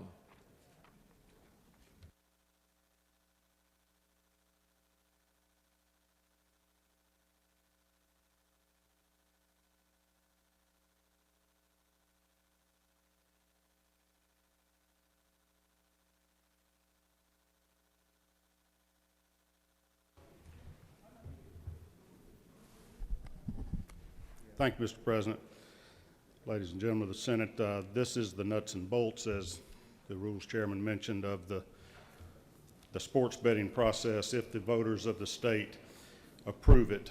I'll speak quickly to Amendment number 1. That's what it says, is that this enabling legislation we're looking at today, setting up the regime of licensing and regulation of sports betting, only becomes effective after the voters have passed the constitutional amendment we just presented to them. So that makes it clear that this enabling statute would not get go live, let's say, until January 1st of 2023, provided that the voters of Georgia approve. A couple of points I'll address just to clear up some people's questions about this. This has been an issue under debate in many states. I hear different numbers. The last number I heard was 20 or 23 states have either passed it or on the verge of passing sports betting as they're reacting to that U.S. Supreme Court decision. They've done it different ways. Some states have land-based casinos, and they only allow this type of betting in those casinos. Others, like Tennessee, are not going to allow any land-based facilities for sports betting. Everything is going to be online through your telephone, through an application to do it that way. Some have hybrids of that. I've spent some time, because I got very interested in our lottery and the way we were processing the different bets we take through the lottery and the take that the state had from that over the years, and began attending some conferences of the National Conferences of Legislators from Gaming States, called Nickel G's. So I absorbed a lot of information about both sports betting, horse racing, casino betting, lotteries, through going to those. And what I attempted to do here, through working closely with the author and all the interested parties in the hallway, both the gaming companies, the vendors that provide the machines, the professional sports leagues, the university system, other people that have an interest in this, in trying to distill the best ideas of other states and people in this state that are connected.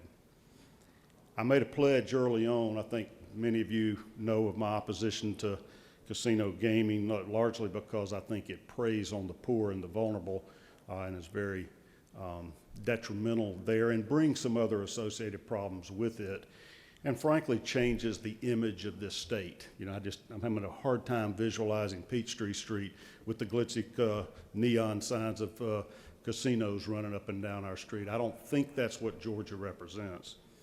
But I feel a little bit differently about the sports betting. It's something that is not based in facilities. It doesn't have associated crime with it, and it doesn't have near the competitive problems that we introduce when we have casino gaming.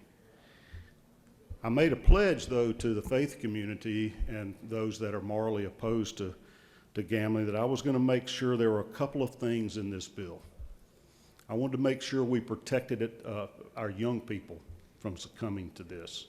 And it is very clear in the bill at line 225 that you must be 21 years of age to place a sports bet. Line 226, you must also be in this state. And they're able to do geo-fences on your phone apps and things these days, so we would not be some betting center where we're taking bets in from all over the world or all over the country. I also made it clear that no bets would be placed on credit. People would not be allowed to go borrow money to go bet. Because at the end of the day, all bettors are losers. Trust me. That's how we're building these fancy casinos, is there are people that go lose their money. But on the other hand, to many people, that's entertainment. I mean, it's almost part of our Southern culture to bet on college football on Saturdays, and to bet on pro ball on Sundays, and to bet on the Final Four and March Madness basketball, whatever your sport might be. I wanted to make sure, though, that we protect people from themselves, and that they don't bet the mortgage, they don't bet the grocery money, they don't destroy their families by compulsive gambling, which is a problem. I have built into this bill where the way you make a bet is you have to open an account with one of these licensees, somebody that's a bookmaker able to offer bets. And that in the aggregate, even if you use more than one company, maybe shopping for the best point spread or whatever, you can't deposit more than $2,500 into one of these accounts in a month. So that keeps you from losing more than that amount of money. I've had no pushback on this at all. That's actually a lot higher number than I'm comfortable with. You could lose a lot of money losing that much per month. Doesn't limit the amount of any individual bet, but it's to keep people from spending money that they can't afford. Give them the freedom if they choose. This is their way they want to entertain themselves, but don't let them lose the mortgage payment. We made it clear you can't use a credit card to make a deposit in one of these accounts. You could use Venmo, you can use PayPal, you can do a wire transfer from a bank, you can write them a personal check, you can deposit cash, but you can't borrow money on a credit card or charge a credit card of any type to fund this activity.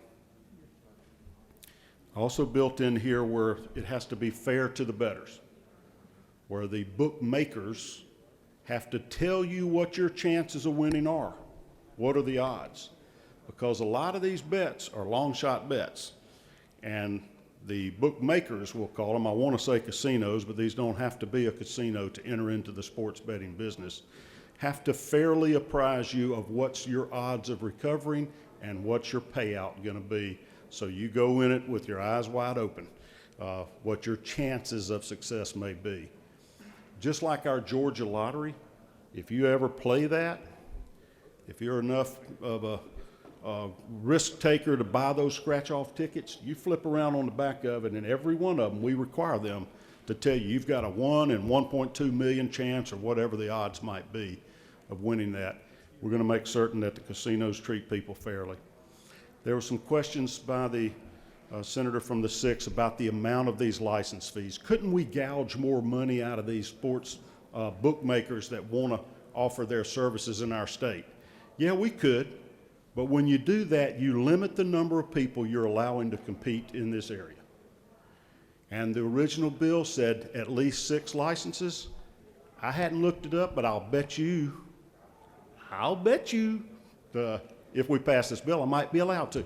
I will bet you that there's about 6 companies in the business right now, and they built this in the bill to make sure each one of them gets one of the licenses, and maybe nobody from Georgia ever gets to participate in this enterprise. By reducing the amount to $100,000 per license, it allows Georgia businesses to offer sports betting if they want to, and not just Las Vegas, Nevada businesses or national companies from out of state taking our money. There are a number of other provisions to guarantee the soundness of the companies. If that's the reason for the license, is to make sure they're big, financially sound companies, the better way to do it is to require these companies to have reserves available to pay their bets. And we're requiring each licensee to have a $5 million bond and enough cash reserves in the bank set aside to pay all the wagers that they take. That's the real reason to vet these businesses, to make sure that any Georgia citizen that happens to place a bet will get paid the returns on that bet. There are numerous other details of the bill. I will say that I am not fond of Amendments 2 or 2A that start trying to carve out minority set-asides for these licensees. And I just want to give you an observation on that has occurred to me over the last couple of years. Our demographics are changing rapidly. Supposedly, by 2030, everybody's going to be a minority. There will be no racial group that is more than 50% of our population. How do we deal with that? You know, is this aimed for African American set-asides? It says minority. You know, if we're going to do that, you're going to have a situation where, you know, we've got 20% Hispanic population, 40% white population, and 40% African American.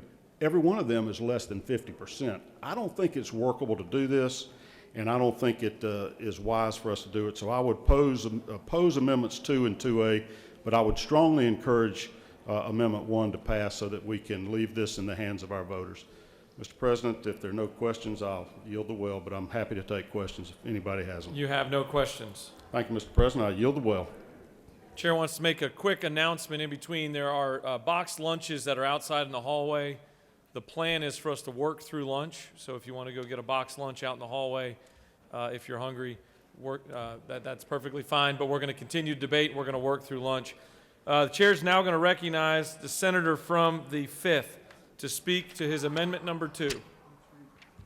Mr. Secretary, can you? Secretary's already read it.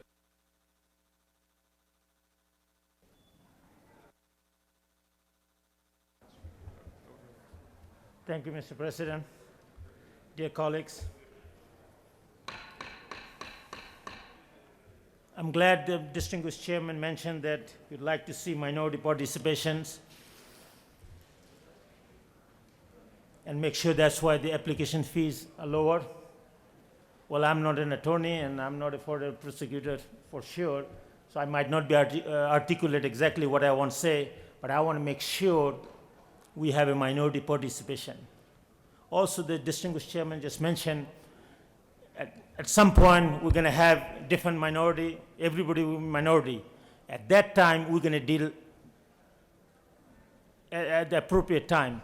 But at this time, I want to make sure we put in this bill that at least 30% of the businesses that we license goes to the minority. And that's simple amendment I'm asking for. Nothing more or nothing less. I just want to make sure that's at the bill. If you don't have any question. You have no questions. I'll yield the word. Thank you, appreciate it. Thank you for your consideration. Mr. Secretary, will you please read Amendment 2A? Amendment 2A by Senator Brass of the 28th, amending Amendment 2 of Senate Bill 142 by striking business on line 5, inserting owned, veteran-owned, and female-owned businesses. That completes the order, Mr. President. Chair recognizes the senator from the 28th to speak to his amendment.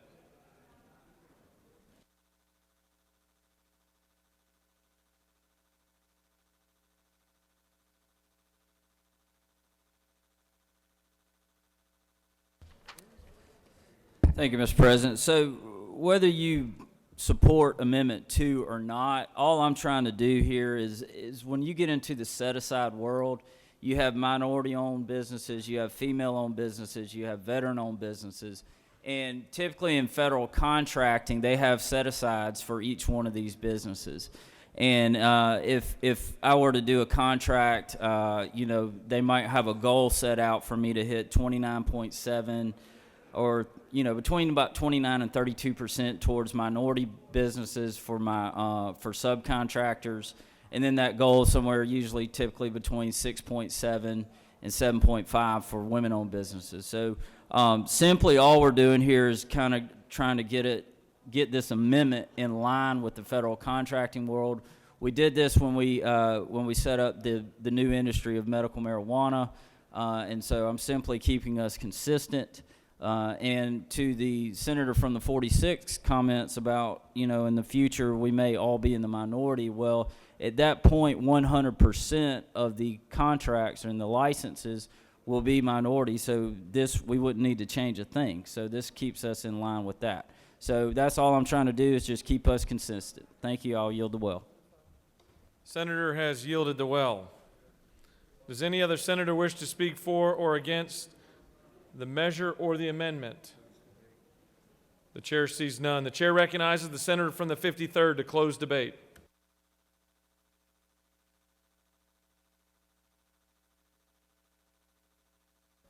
Thank you, Mr. President. Ladies and gentlemen, I won't stay here long. I want to thank you again for your participation in this. Thank you so much for all your ideas. And again, I would like to just reiterate this. By voting for this, now first off, the amendments, vote your conscience. I have no problems with them. I'll be voting with all of them because I know this process is just beginning. It's going to move down the road. There are going to be lots of changes, good and hopefully wonderful. And you're going to have participation, everybody in this room, on the conference committee. And also, remember, just like the Constitutional Amendment, this is the enabling. This is the nuts and bolts of it. But by not putting this thing together properly, we're going to end up letting the bookies run it too. This is allowing us, who is the representative form of government, to the people you represent, to put this together correctly. So I appreciate your vote.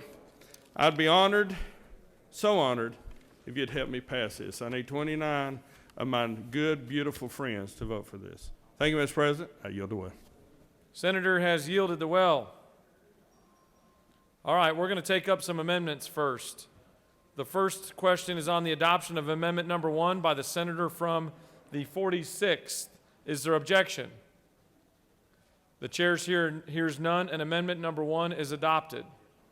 Next, we will take up amendment number 2A by the senator from the 28th. Is there objection? There is objection. All those in favor of amendment number 2A, vote yea. Opposed, nay. The secretary will unlock the machine.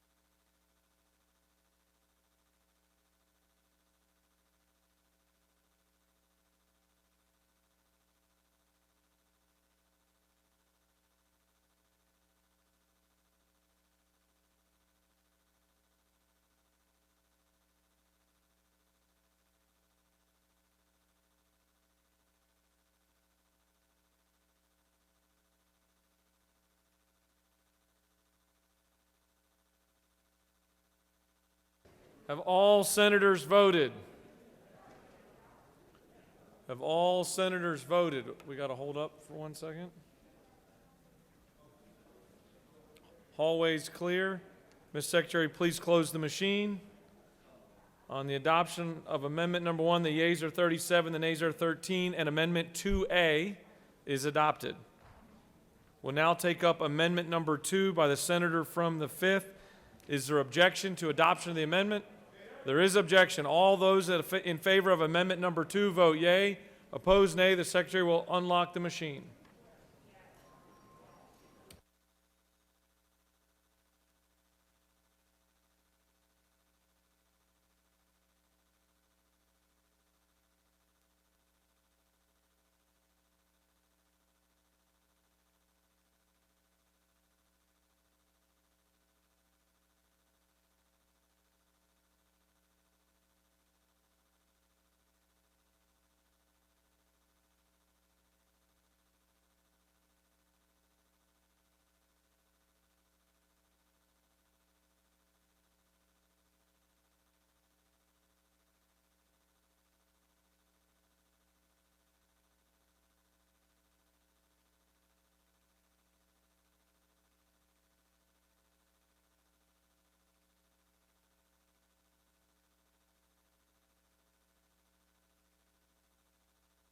Have all senators voted?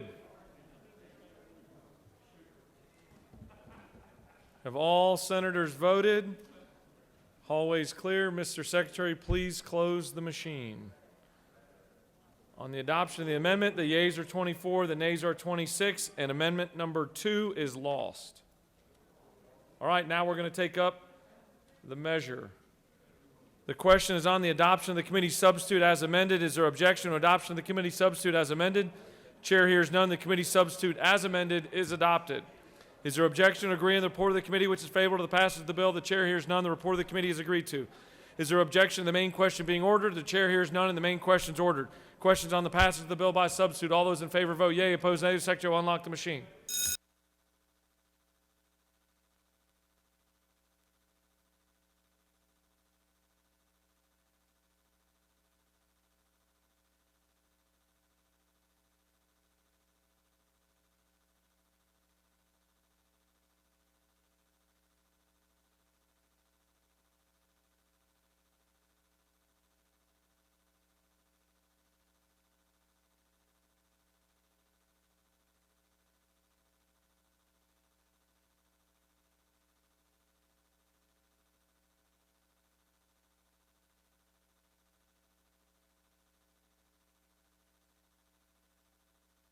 Have all senators voted?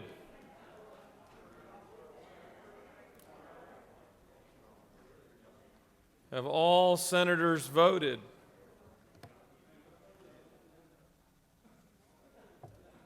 Mr. Secretary, please close the machine.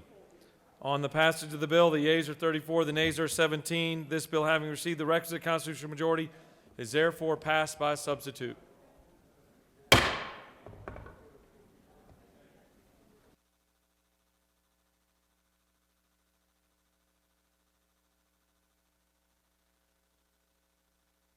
Chair recognizes the senator from the 54th. Yes, Mr. President, I ask for unanimous consent to remove Senate Bill 220 from the table. Mr. Secretary, can you please read the caption?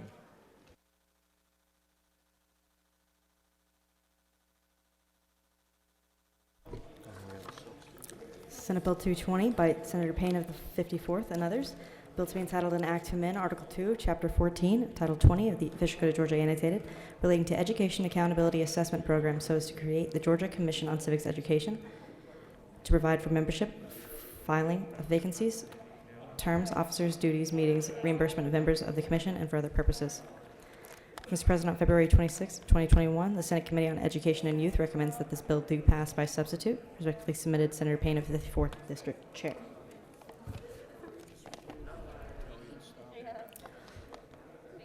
Senate Education and Youth Committee offers the following substitute to Senate Bill 220, a bill to be entitled an Act to amend Article 2 of Chapter 14 of Title 20 of the Official Code of Georgia annotated, relating to Education Accountability Assessment Program so as to create the Georgia Commission on Civics Education and for other purposes. That completes the order, Mr. President. Senator from the 54th has moved that Senate Bill 220 be taken off the table. Is there objection? The chair hears none, and the bill is removed from the table. The chair recognizes the senator from the 54th to present the measure.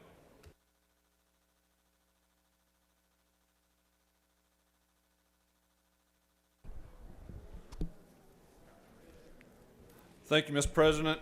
Friends, the Georgia Civics Renewal Act simply establishes the Georgia Commission on Civics Education for the purpose of establishing a 15-member bipartisan commission with appointments made by the legislative branch, the executive branch, the judicial branch, and to establish a public-private partnership to ensure that Georgia students receive the best educational opportunities to learn the essential understanding required for self-governance in our state. This is just to make sure that we are teaching kids from the beginning to end from what freedom is and what it comes from and how it can be maintained for generations to come. It's a good bill, and I ask, if you have no questions, Mr. President, I will yield the will. You have no questions. Thank you. I ask for your favorable consent. Does any other senator wish to speak for or against Senate Bill 220? The chair sees none. The question is on the adoption of the committee substitute. Is there objection to adoption of the committee substitute? The chair hears none, and the committee substitute is adopted. Is there objection to agreeing to the report of the committee which is favorable to the passage of the bill? The chair hears none. The report of the committee is agreed to. Is there objection to the main question being ordered? The chair hears none. The main question is ordered. The questions on the passage of the bill by substitute. All those in favor vote yea. Opposed, nay. The secretary will unlock the machine.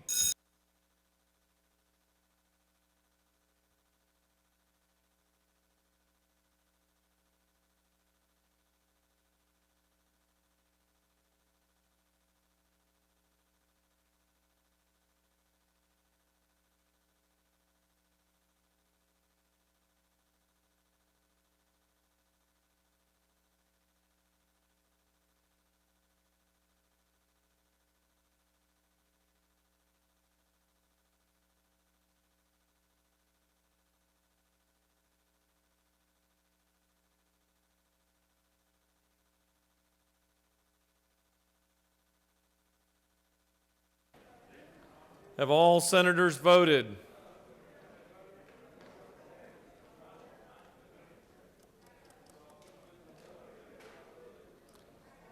Have all senators voted? Mr. Secretary, please close the machine. On the passage of the bill, the yeas are 45, the nays are 4. This bill, having received the requisite constitutional majority, is therefore passed by substitute.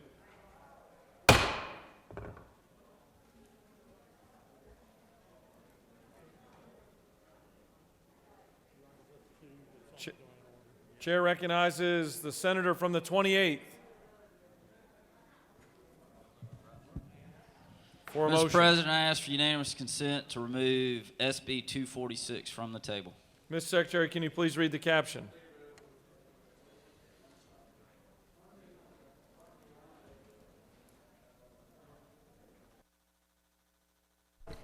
Senate Bill 246 by Senator Brass of the 28th and others, a bill to be entitled an Act to amend Code Section 20-2-690 of the Official Code of Georgia annotated, relating to educational entities and requirements for private school and home study programs, so as to provide for the Learning Pod Protection Act and for other purposes. Mr. President, on March 1st, 2021, the Senate Committee on Education and Youth recommends that this bill do pass. Respectfully submitted, Senator Payne of the 54th District Chair. That concludes. Senator Brass of the 28th District offers the following Amendment 1 to Senate Bill 246 by deleting from lines 28 the following, including in a learning pod, and by deleting lines 57 through 60 and replacing in lieu thereof the following: participation in a learning pod to facilitate a remote learning option offered by the student's primary education provider shall satisfy all mandatory attendance requirements provided for in Code Section 20-2-690.1. That completes the order, Mr. President. Senator from the 28th has moved that Senate Bill 246 be taken from the table. Is there objection? Chair hears none, and it is removed. The chair recognizes the senator from the 28th to present the measure and to speak to amendment number 1.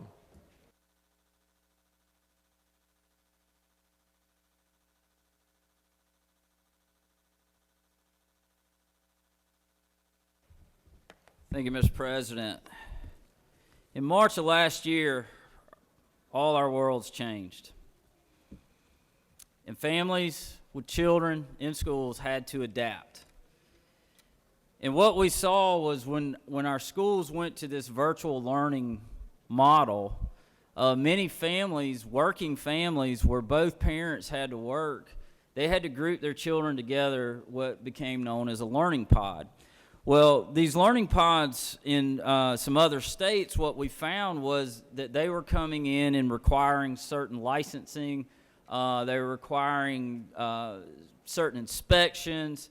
And so really all this does is it protects these pods, these voluntary pods of parents that are teaching their kid through virtual learning.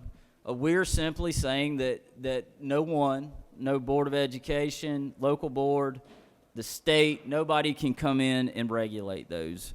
And so that's really the crux of the bill here. And what we're doing with the amendment, and let me find that. So the amendment is simply just clarifying that this law applies when virtual learning is an option. When virtual learning goes away, then this won't be needed. So that's what I know the senator from the 37th had some concerns. We worked with him on that amendment, and simply all we're doing is clarifying that this is going to apply when virtual learning is an option. With that, I'll yield for questions. Chair recognizes the senator from the 6th for a question. Will the senator yield? Of course, Senator.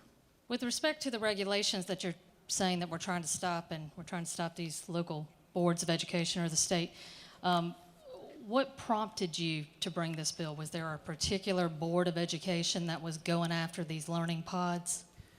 So if you look in Broward County, Florida, they require the families to have a license.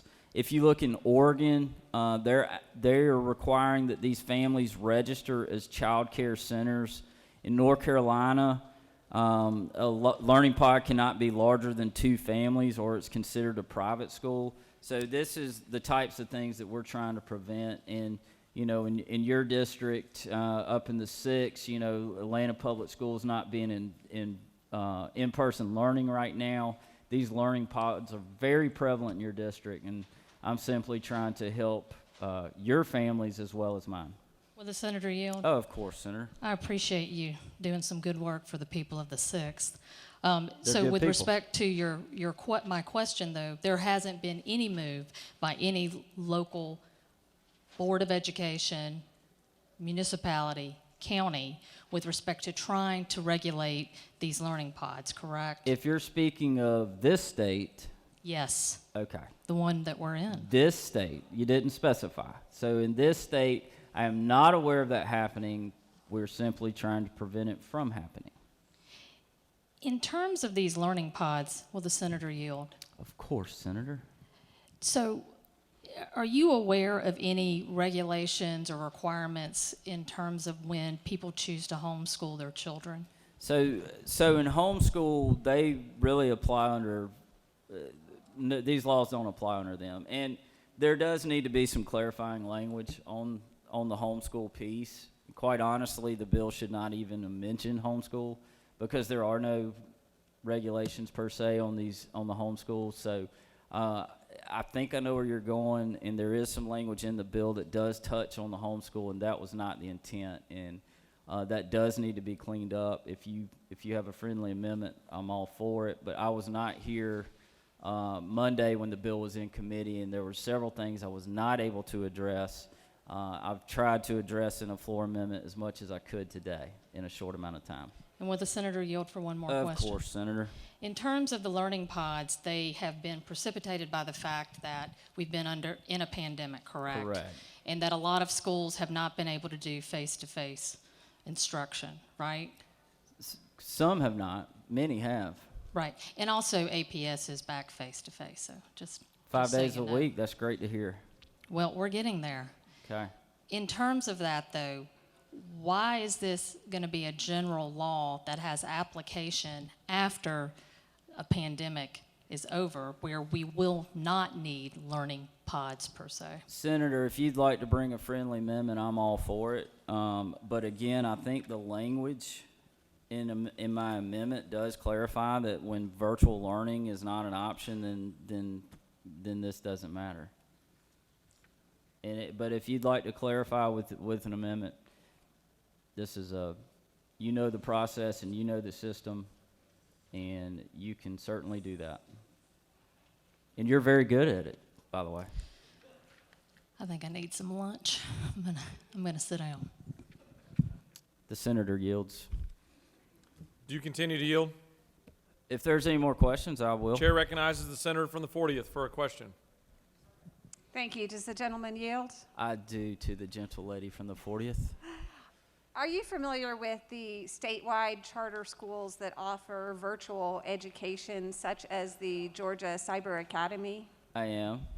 And are you familiar that there are some schools that have popped up that offer that, say, Georgia Cyber Academy virtual learning in a school setting where teachers are present, and for all intents and purposes it looks like a school, but yet they're doing virtual learning through Georgia Cyber Academy? I'm sure the lady knows which she speaks. So would this exemption from regulation apply to situations like that? I don't believe it would. That is certainly not the intent. Okay, thank you. You have no more questions. I yield the well. I've asked for your considerable favor, whatever, of Amendment 1 and Senate Bill 246. I need lunch too. I yield the well. You caught me trying to eat mine back here. Does any other senator wish to speak for or against the bill?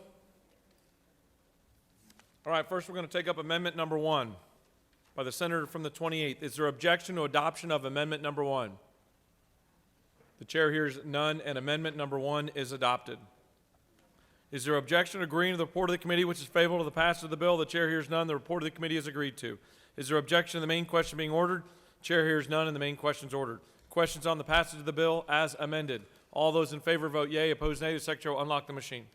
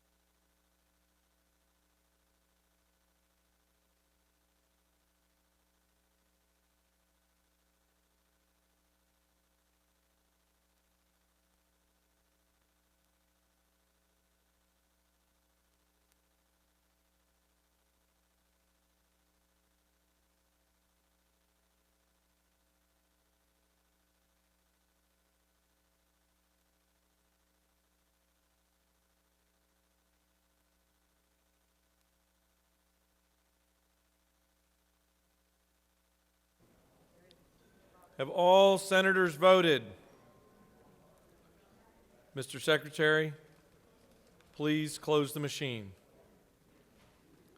On the passage of the bill, the yeas are 29, the nays are 16. This bill, having received the requisite constitutional majority, is therefore passed as amended.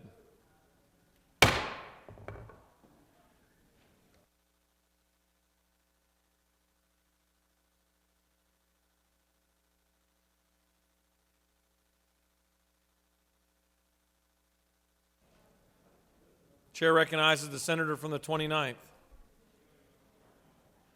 I waited for you to take a bite.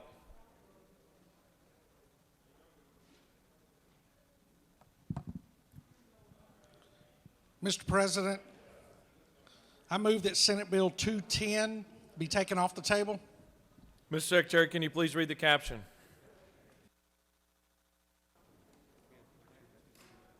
Senator from the 29th, did you mean Senate Bill 92?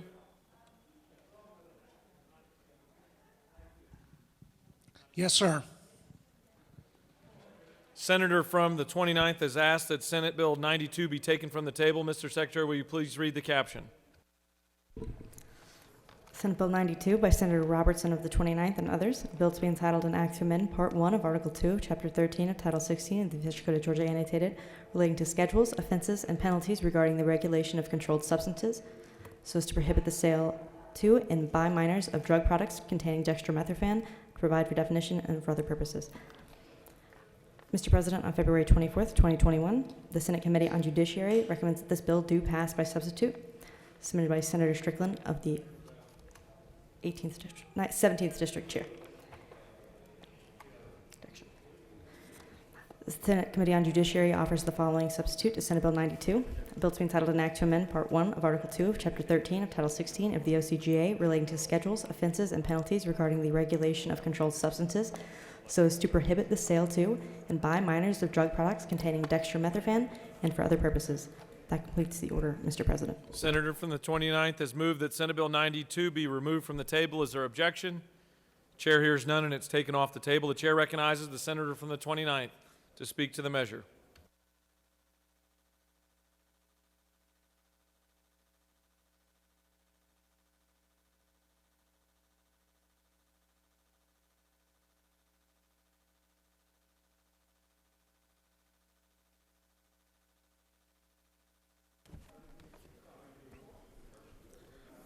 Thank you, Mr. President.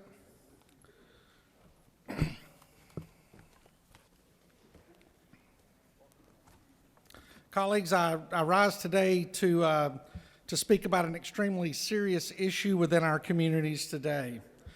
I don't think there's any question to the concerns of the increase in mental health issues that has impacted our young people in our country even prior to the pandemic.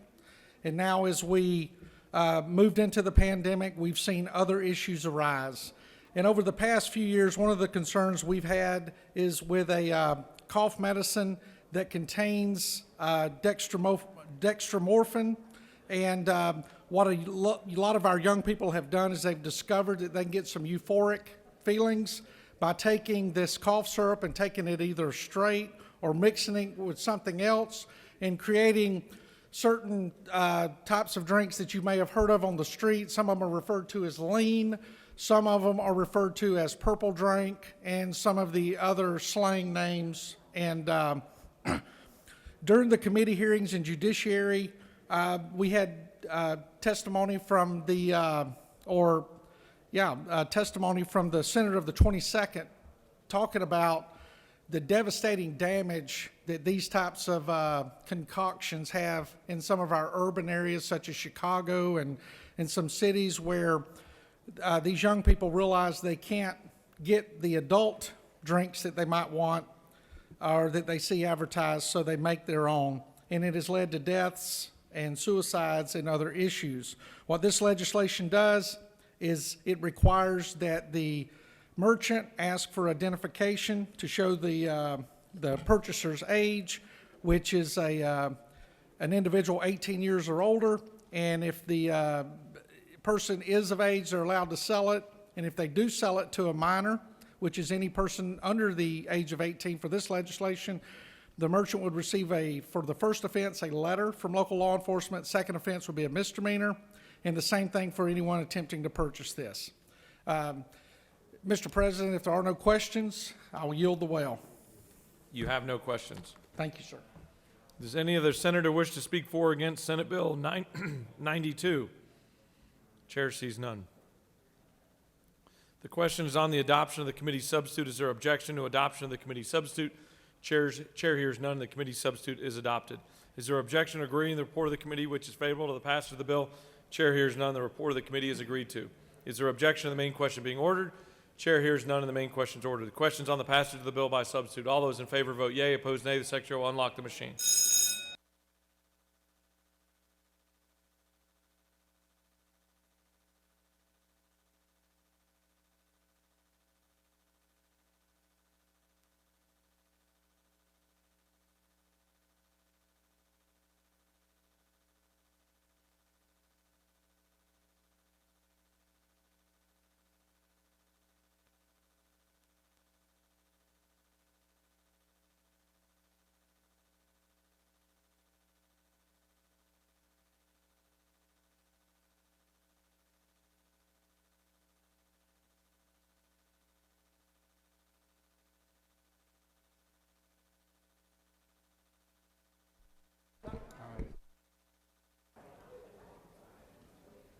Have all senators voted?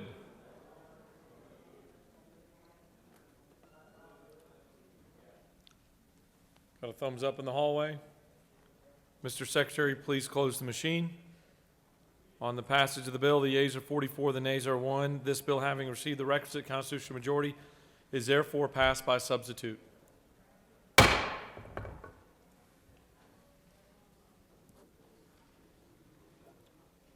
Chair recognizes the senator from the 27th. President, I move that Senate Bill 153 be raised from the table. Must be worried about this one. Mr. Secretary, can you please read the caption of Senate Bill 153? Senate Bill 153, a bill to be entitled an act to amend Title 20 of the OCGA relating to education so as to provide for goal academies, to provide for definitions, to provide for partnerships, to establish goal academies as charter schools, to provide for the transition of system collaborative state charter schools to goal academies, to provide for funding and for the calculation thereof.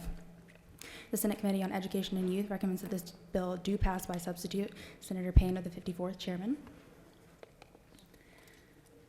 The Senate Committee on Education and Youth offers the following substitute for Senate Bill 153.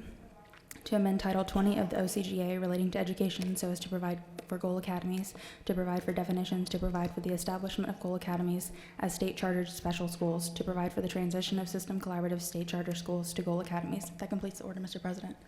Senator from the 27th has moved that Senate Bill 153 be raised from the table. Is there objection? Chair hears none, and the bill is off the table. Chair recognizes the senator from Forsyth County to present Senate Bill 153.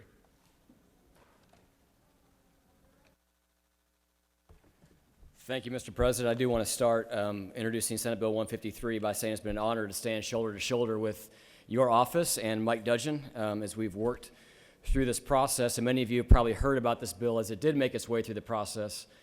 Before I came down here, I heard a lot about the legislative process being that as to being akin to the sausage-making process. And no doubt those sausage-making machines were vibrating in the process to getting this bill up and running. But we have come to an agreement.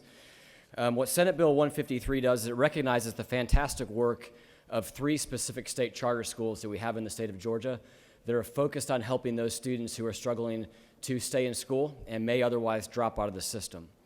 And those 3 schools I think are worth mentioning. They're Mountain Ed, Foothills, and Coastal Plains. Those 3 schools operate about 60 campuses around the state of Georgia and serve right around 6,000 students.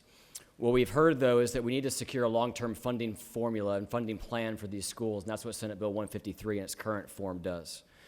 We establish goal academies, recognizing the unique work of these schools, because these are state charters. However, they partner and work very closely with local school systems, and they kind of bridge the gap between a state charter and a local charter. So this bill does just that and sets them up as goal academies. They'll be chartered by the State Board of Education. They will be allowed to continue to have partnerships with the local boards of ed. And just as an example, the Mountain Ed campus that's in Forsyth County, Mr. President, rents space from the Forsyth County Board of Education to do their good work in Forsyth County. And then finally, we dedicate a funding formula that will ensure that these institutions are able to not only continue, but to hopefully expand. You have on your desk, Senators, a copy of letter from all three of these institutions who are now in support of Senate Bill 153. With that, Mr. President, if there's no questions, I will yield the well. You have no questions. Does any of the senator wish to speak for or against Senate Bill 153? The chair sees none. The question is on the adoption of the committee substitute. Is there objection to adoption of the committee substitute? Chair hears none. The committee substitute is adopted. Is there objection to agreeing to the report of the committee which is favorable to the passage of the bill? The chair hears none. The report of the committee is agreed to. Is there objection to the main question being ordered? The chair hears none and the main question is ordered.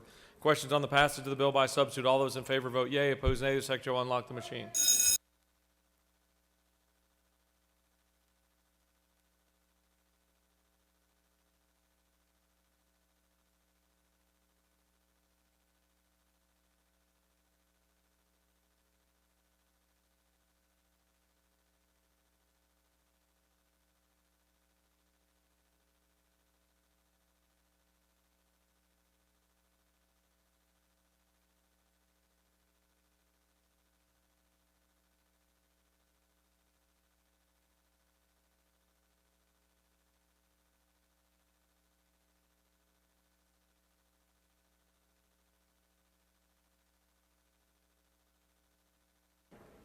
Have all senators voted?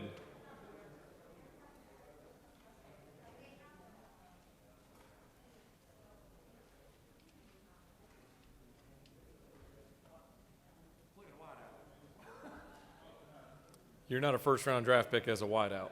Oh, the mic's on. Have all senators voted? Mr. Secretary, please close the machine. On the passage of the bill, the yeas are 38, the nays are 8. This bill, having received the requisite constitutional majority, is therefore passed by substitute.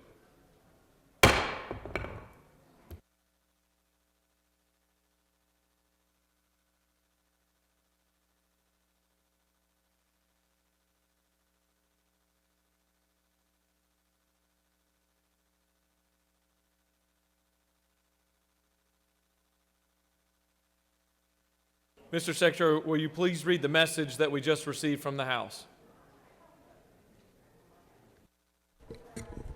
The following message was received from the House through Mr. Riley, the clerk thereof.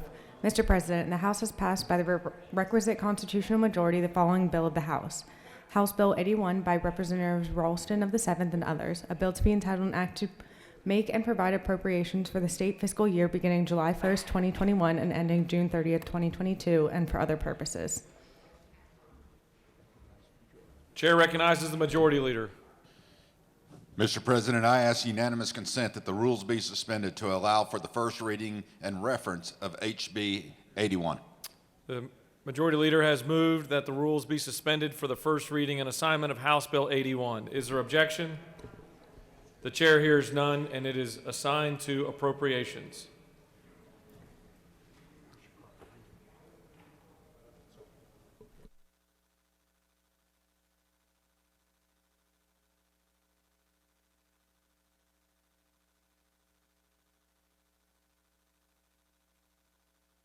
Chair recognizes the senator from the 16th.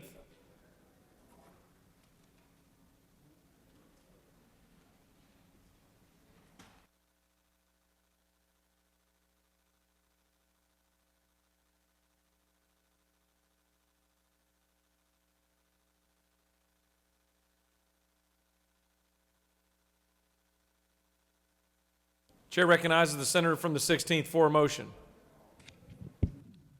Mr. President, I ask that we move from the table Senate Bill 156.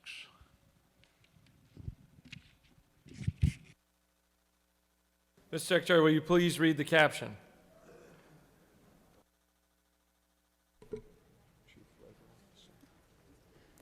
Senate Bill 156 by Senator Harbin of the 16th and others, a bill to be entitled an act to amend Title 34 of the OCGA relating to labor and industrial relations so as to provide for the appointment, oath, bond, power, duties, and authority of a chief labor officer and for other purposes.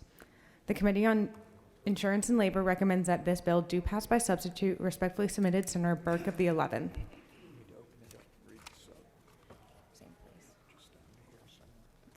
Insurance and Labors offers the following substitute to Senate Bill 156, a bill to be entitled an act to amend Title 34 of the OCGA relating to labor and industrial relations so as to provide for the appointment, oath, bond, power, duties, and authority of a chief labor officer, and for other purposes. This completes the order, Mr. President.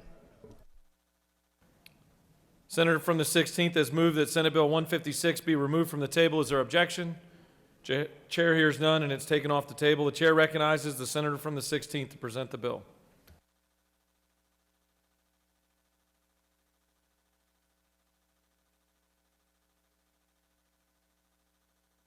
Thank you, Mr. President. This bill deals with the issue with the Department of Labor, in which we have had a large demand upon it for our unemployment, all of us there. What this does, it adds additional help to help those who are working there, help those who need their benefits that are earned or under law are theirs. And we've had, all of you I'm sure have had responses from your constituents where it's been slow, cannot get in, cannot get calls back, things of that nature. What this does, it would add another person to that, appointed by the governor, and would be approved by the Government Oversight Committee. And that's what it does, just to add additional help for that department.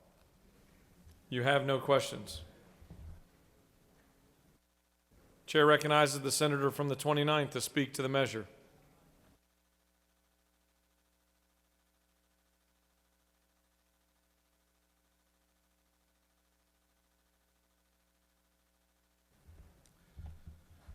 Dear friends, and to my fellow colleague from the 16th, while I in District 29 have experienced the same concerns over the Department of Labor, the inability for the men and women who work throughout the counties that I represent in order to get the help they need, the continued closing of brick and mortar buildings that are paid for by taxpayers and put there to serve those taxpayers in times of need.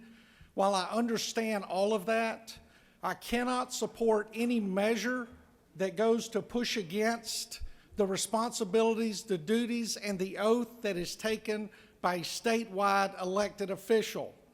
We have ways of changing how the Department of Labor is run, and we do that every fourth November in an election. And prior to the election, we have primaries and runoffs and other opportunities to take care of that problem.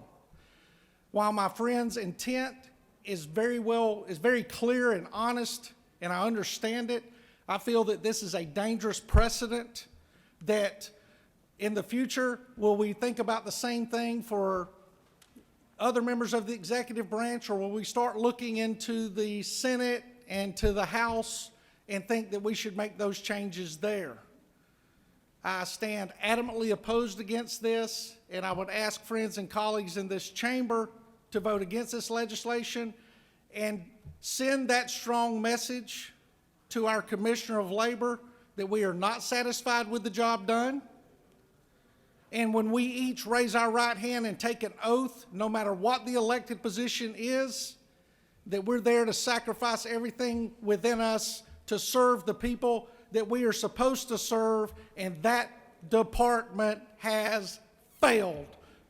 Mr. President, I yield the well. Senator has yielded the well. For what purpose does the senator from the 16th rise? Mr. President, I move that we table SB 156. Senator from the 16th has moved that Senate Bill 156 be placed back on the table. Is there objection? The chair hears none, and it is placed back on the table.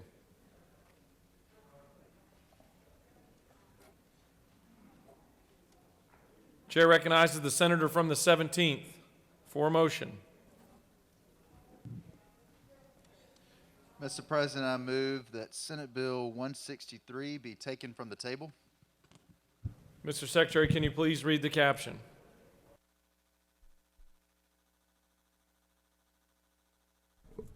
Senate Bill 163 by Senator Strickland of the 17th and others, a bill to be entitled an act to amend Part 2 of Article 3 of Chapter 3 of Title 38 of the OCGA leading to judicial emergency so as to provide for the suspension of statutory speedy trial requirements when compliance with such statutory speedy trial requirements becomes impracticable following a judicial emergency, and for other purposes. The Senate Committee on Judiciary recommends that this bill do pass by substitute. Respectfully submitted, Senator Strickland of the 17th.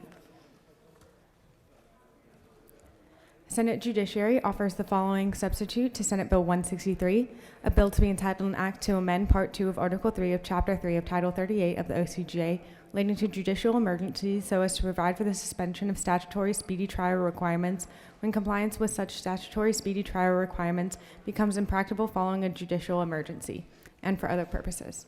This completes the order, Mr. President. Senator from the 17th has moved that Senate Bill 163 be taken from the table. Is there objection? Chair hears none and it's taken off the table. The chair recognizes the senator from the 17th to speak to the measure. Thank you, Mr. President, members of the Senate. I bring to you Senate Bill 163. This bill provides a process to address the conducting of criminal jury trials in our state after the expiration of our public health emergency.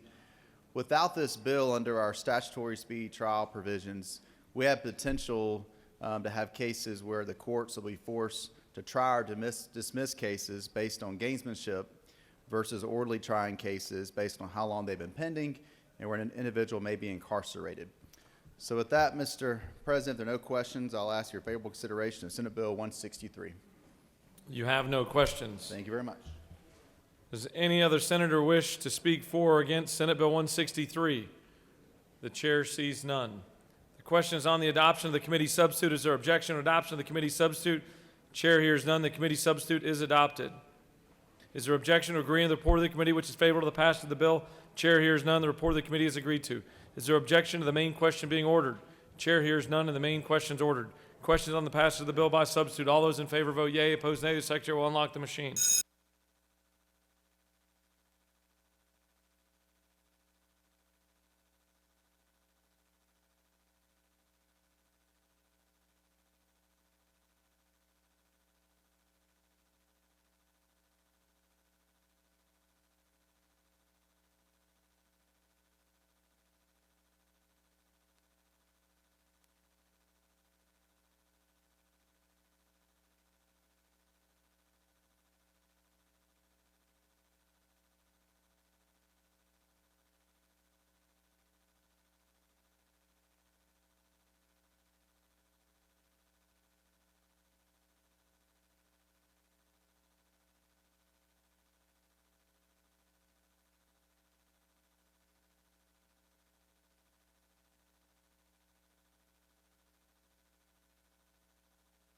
Have all senators voted? Mr. Secretary, please close the machine. On the passage of the bill, the yeas are 46 and nays are 2. This bill, having received the requisite constitutional majority, is therefore passed by substitute.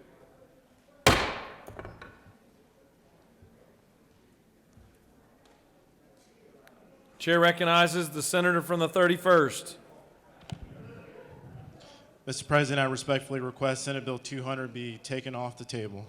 Mr. Secretary, can you please read the caption of Senate Bill 200?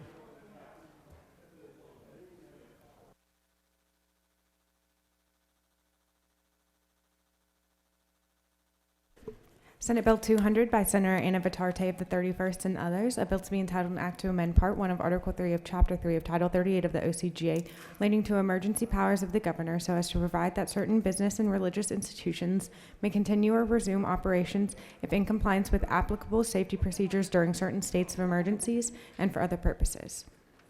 The Senate Committee on Government Oversight recommends that this bill do pass by substitute. Respectfully submitted, Senator Harbin of the 16th. Government Oversight offers the following substitute to Senate Bill 200, a bill to be entitled an act to amend Part 1 of Article 3 of Chapter 3 of Title 38 of the OCGA relating to emergency powers of the governor so as to provide for the continued operation of religious institutions during states of emergency and for other purposes. This completes the order, Mr. President. Senator from the 31st has moved that Senate Bill 200 be removed from the table. Is there objection? Chair hears none and it's taken off the table. Chair recognizes the senator from the 31st to speak to the measure.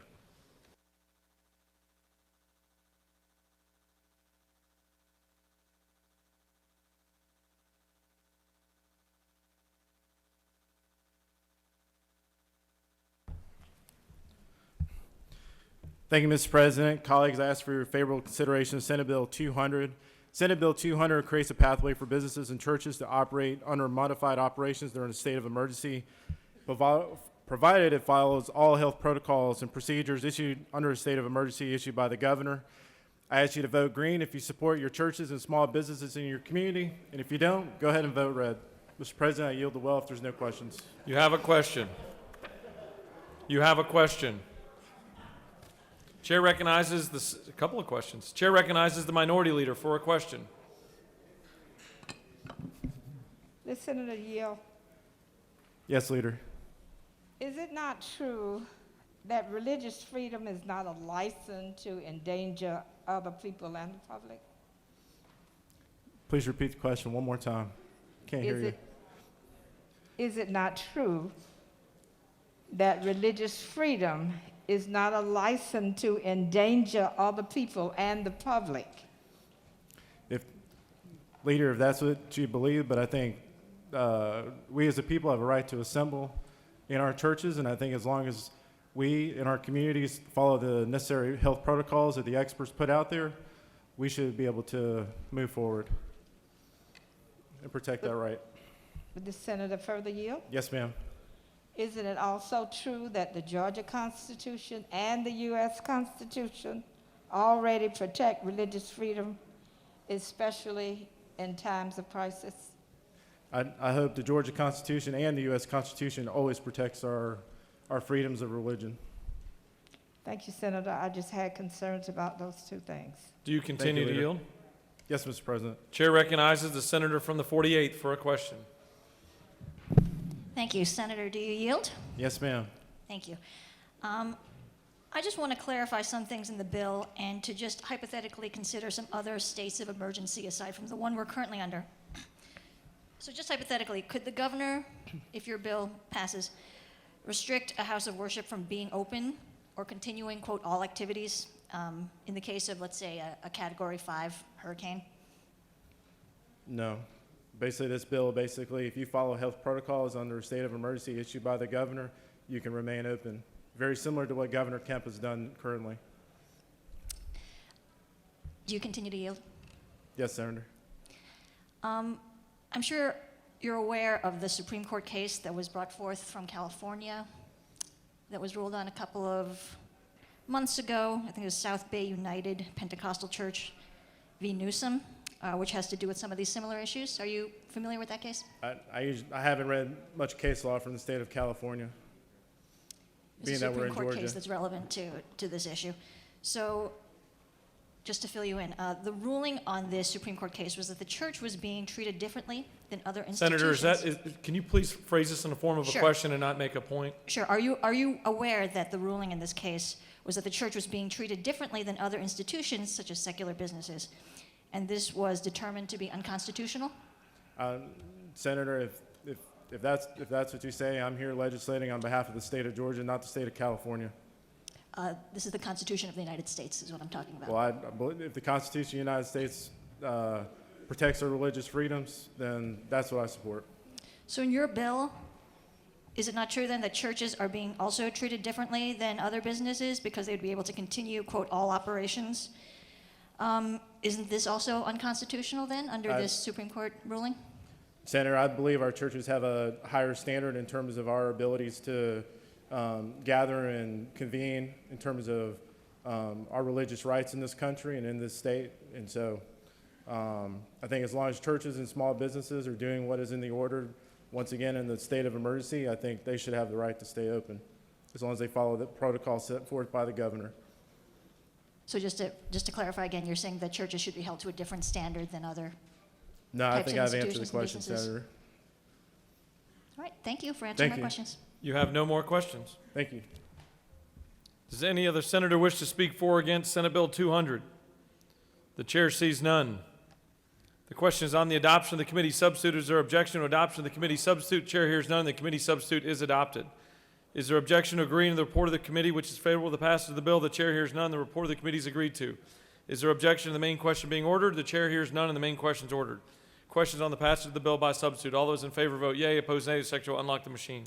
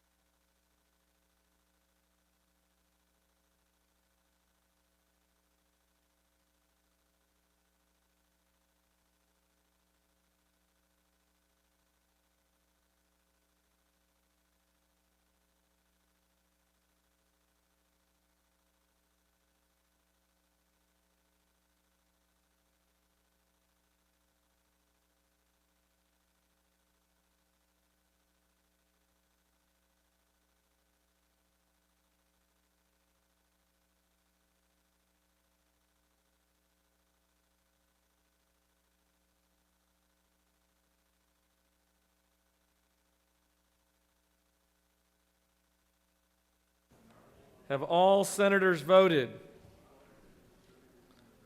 Mr. Secretary, please close the machine. On the passage of the bill, the yeas are 29 and the nays are 19. This bill, having received the requisite constitutional majority, is therefore passed by substitute.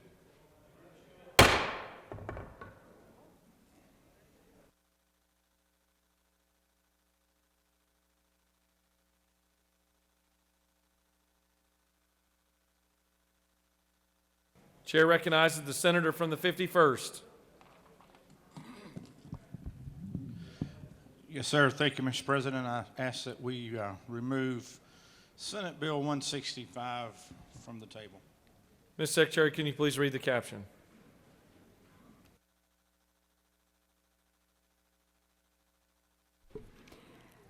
Senate Bill 165 by Senator Gooch of the 51st and others, a bill to be entitled an act to amend Chapter 8 of Title 40 of the OCGA relating to equipment and inspection of motor vehicles so as to exempt fully autonomous vehicles from certain vehicle equipment requirements, to provide for compliance, to remove requirement for use of strobe light while operating a low-speed vehicle, and for other purposes.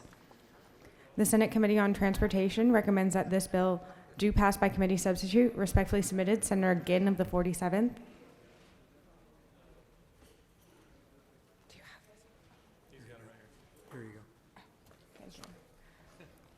Transportation offers the following substitute to Senate Bill 165, a bill to be entitled an act to amend Chapter 8 of Title 40 of the OCGA relating to equipment and inspection of motor vehicles so as to require the display of a reflective emblem or the use of strobe light while operating a slow-moving or low-speed vehicle, and for other purposes. This completes the order, Mr. President.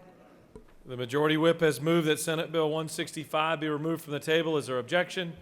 Chair hears none, and it's taken off the table. The Chair recognizes the Majority Whip to speak to the measure.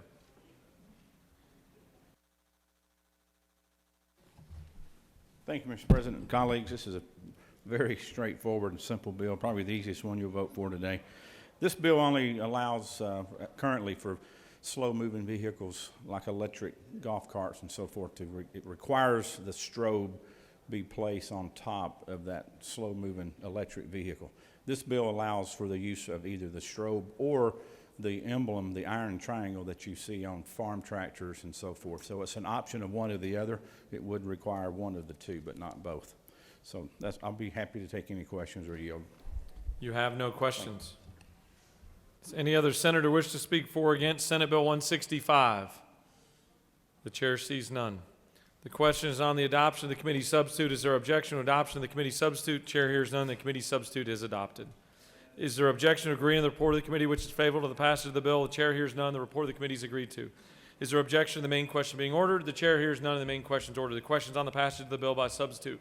All those in favor vote yea. Opposed, nay. The secretary will unlock the machine.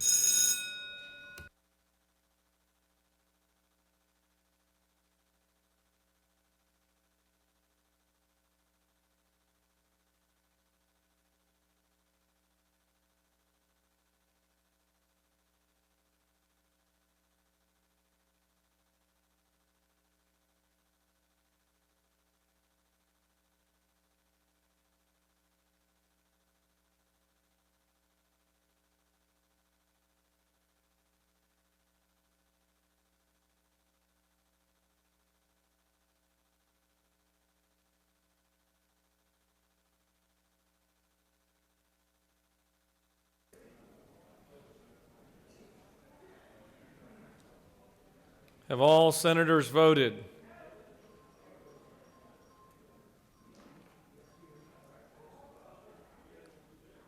Mr. Secretary, please close the machine.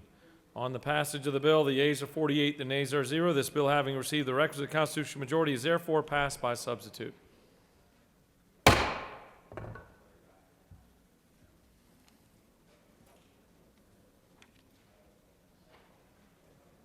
Chair recognizes the senator from the 29th. Mr. President, I ask for a majority consent that SB 210 be removed from the table. Mr. Secretary, can you please read the caption? Senate Bill 210 by Senator Robertson of the 29th and others, a bill to be entitled an act to amend Title 40 of the OCGA relating to motor vehicles and traffic so as to provide for definitions relative to registration and licensing of motor vehicles and for other purposes.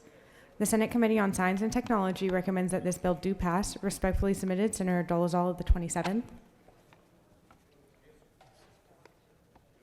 The Senate Committee on Science and Technology offers the following substitute to Senate Bill 210, a bill to be entitled an act to amend Title 40 of the OCGA relating to motor vehicles and traffic so as to provide for definitions relative to registration and licensing of motor vehicles, to provide for certain exceptions to the issuance of license plates, and for other purposes.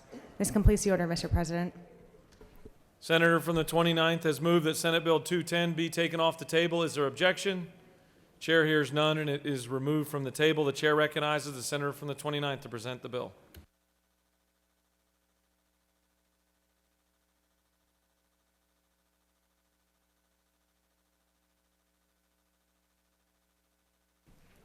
Thank you, Mr. President. Senate Bill 210 is a very simple piece of legislation. All it does is provide the Department of Revenue with the opportunity of providing an alternative license plate for Georgia citizens who choose to have one. This would be a digital plate that would display the same tag number as the ones you see now, but it comes with some other capabilities of being able to identify the vehicle if the vehicle should be stolen. It also has the opportunity to post when there's an Amber Alert and other types of emergency situations, and it doesn't prevent anyone from continuing buying the logo for their favorite sports team or for the United States Army Rangers, and the revenue generated by that will continue to go to those funds. Mr. President, if there's not any questions, I will yield the well. You have no questions. Does any other senator wish to speak for or against Senate Bill 210? Chair sees none. The question is on the adoption of the committee substitute. Is there objection to adoption of the committee substitute? Chair hears none. The committee substitute is adopted. Is there objection to agreeing to the report of the committee which is favorable to the passage of the bill? The chair hears none. The report of the committee is agreed to. Is there objection to the main question being ordered? Chair hears none, and the main question is ordered. The question is on the passage of the bill by substitute. All those in favor vote yea. Opposed, nay. Secretary will unlock the machine.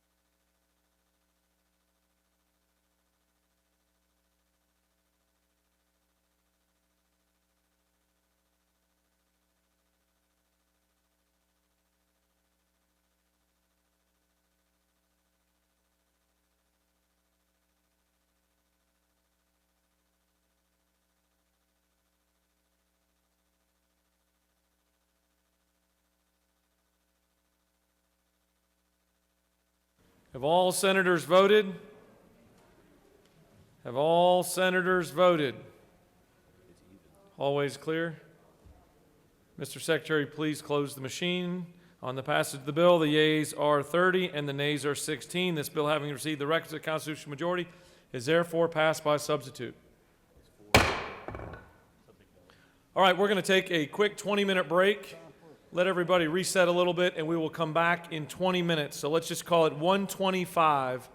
We will come back in. We'll stand at ease till 1:25.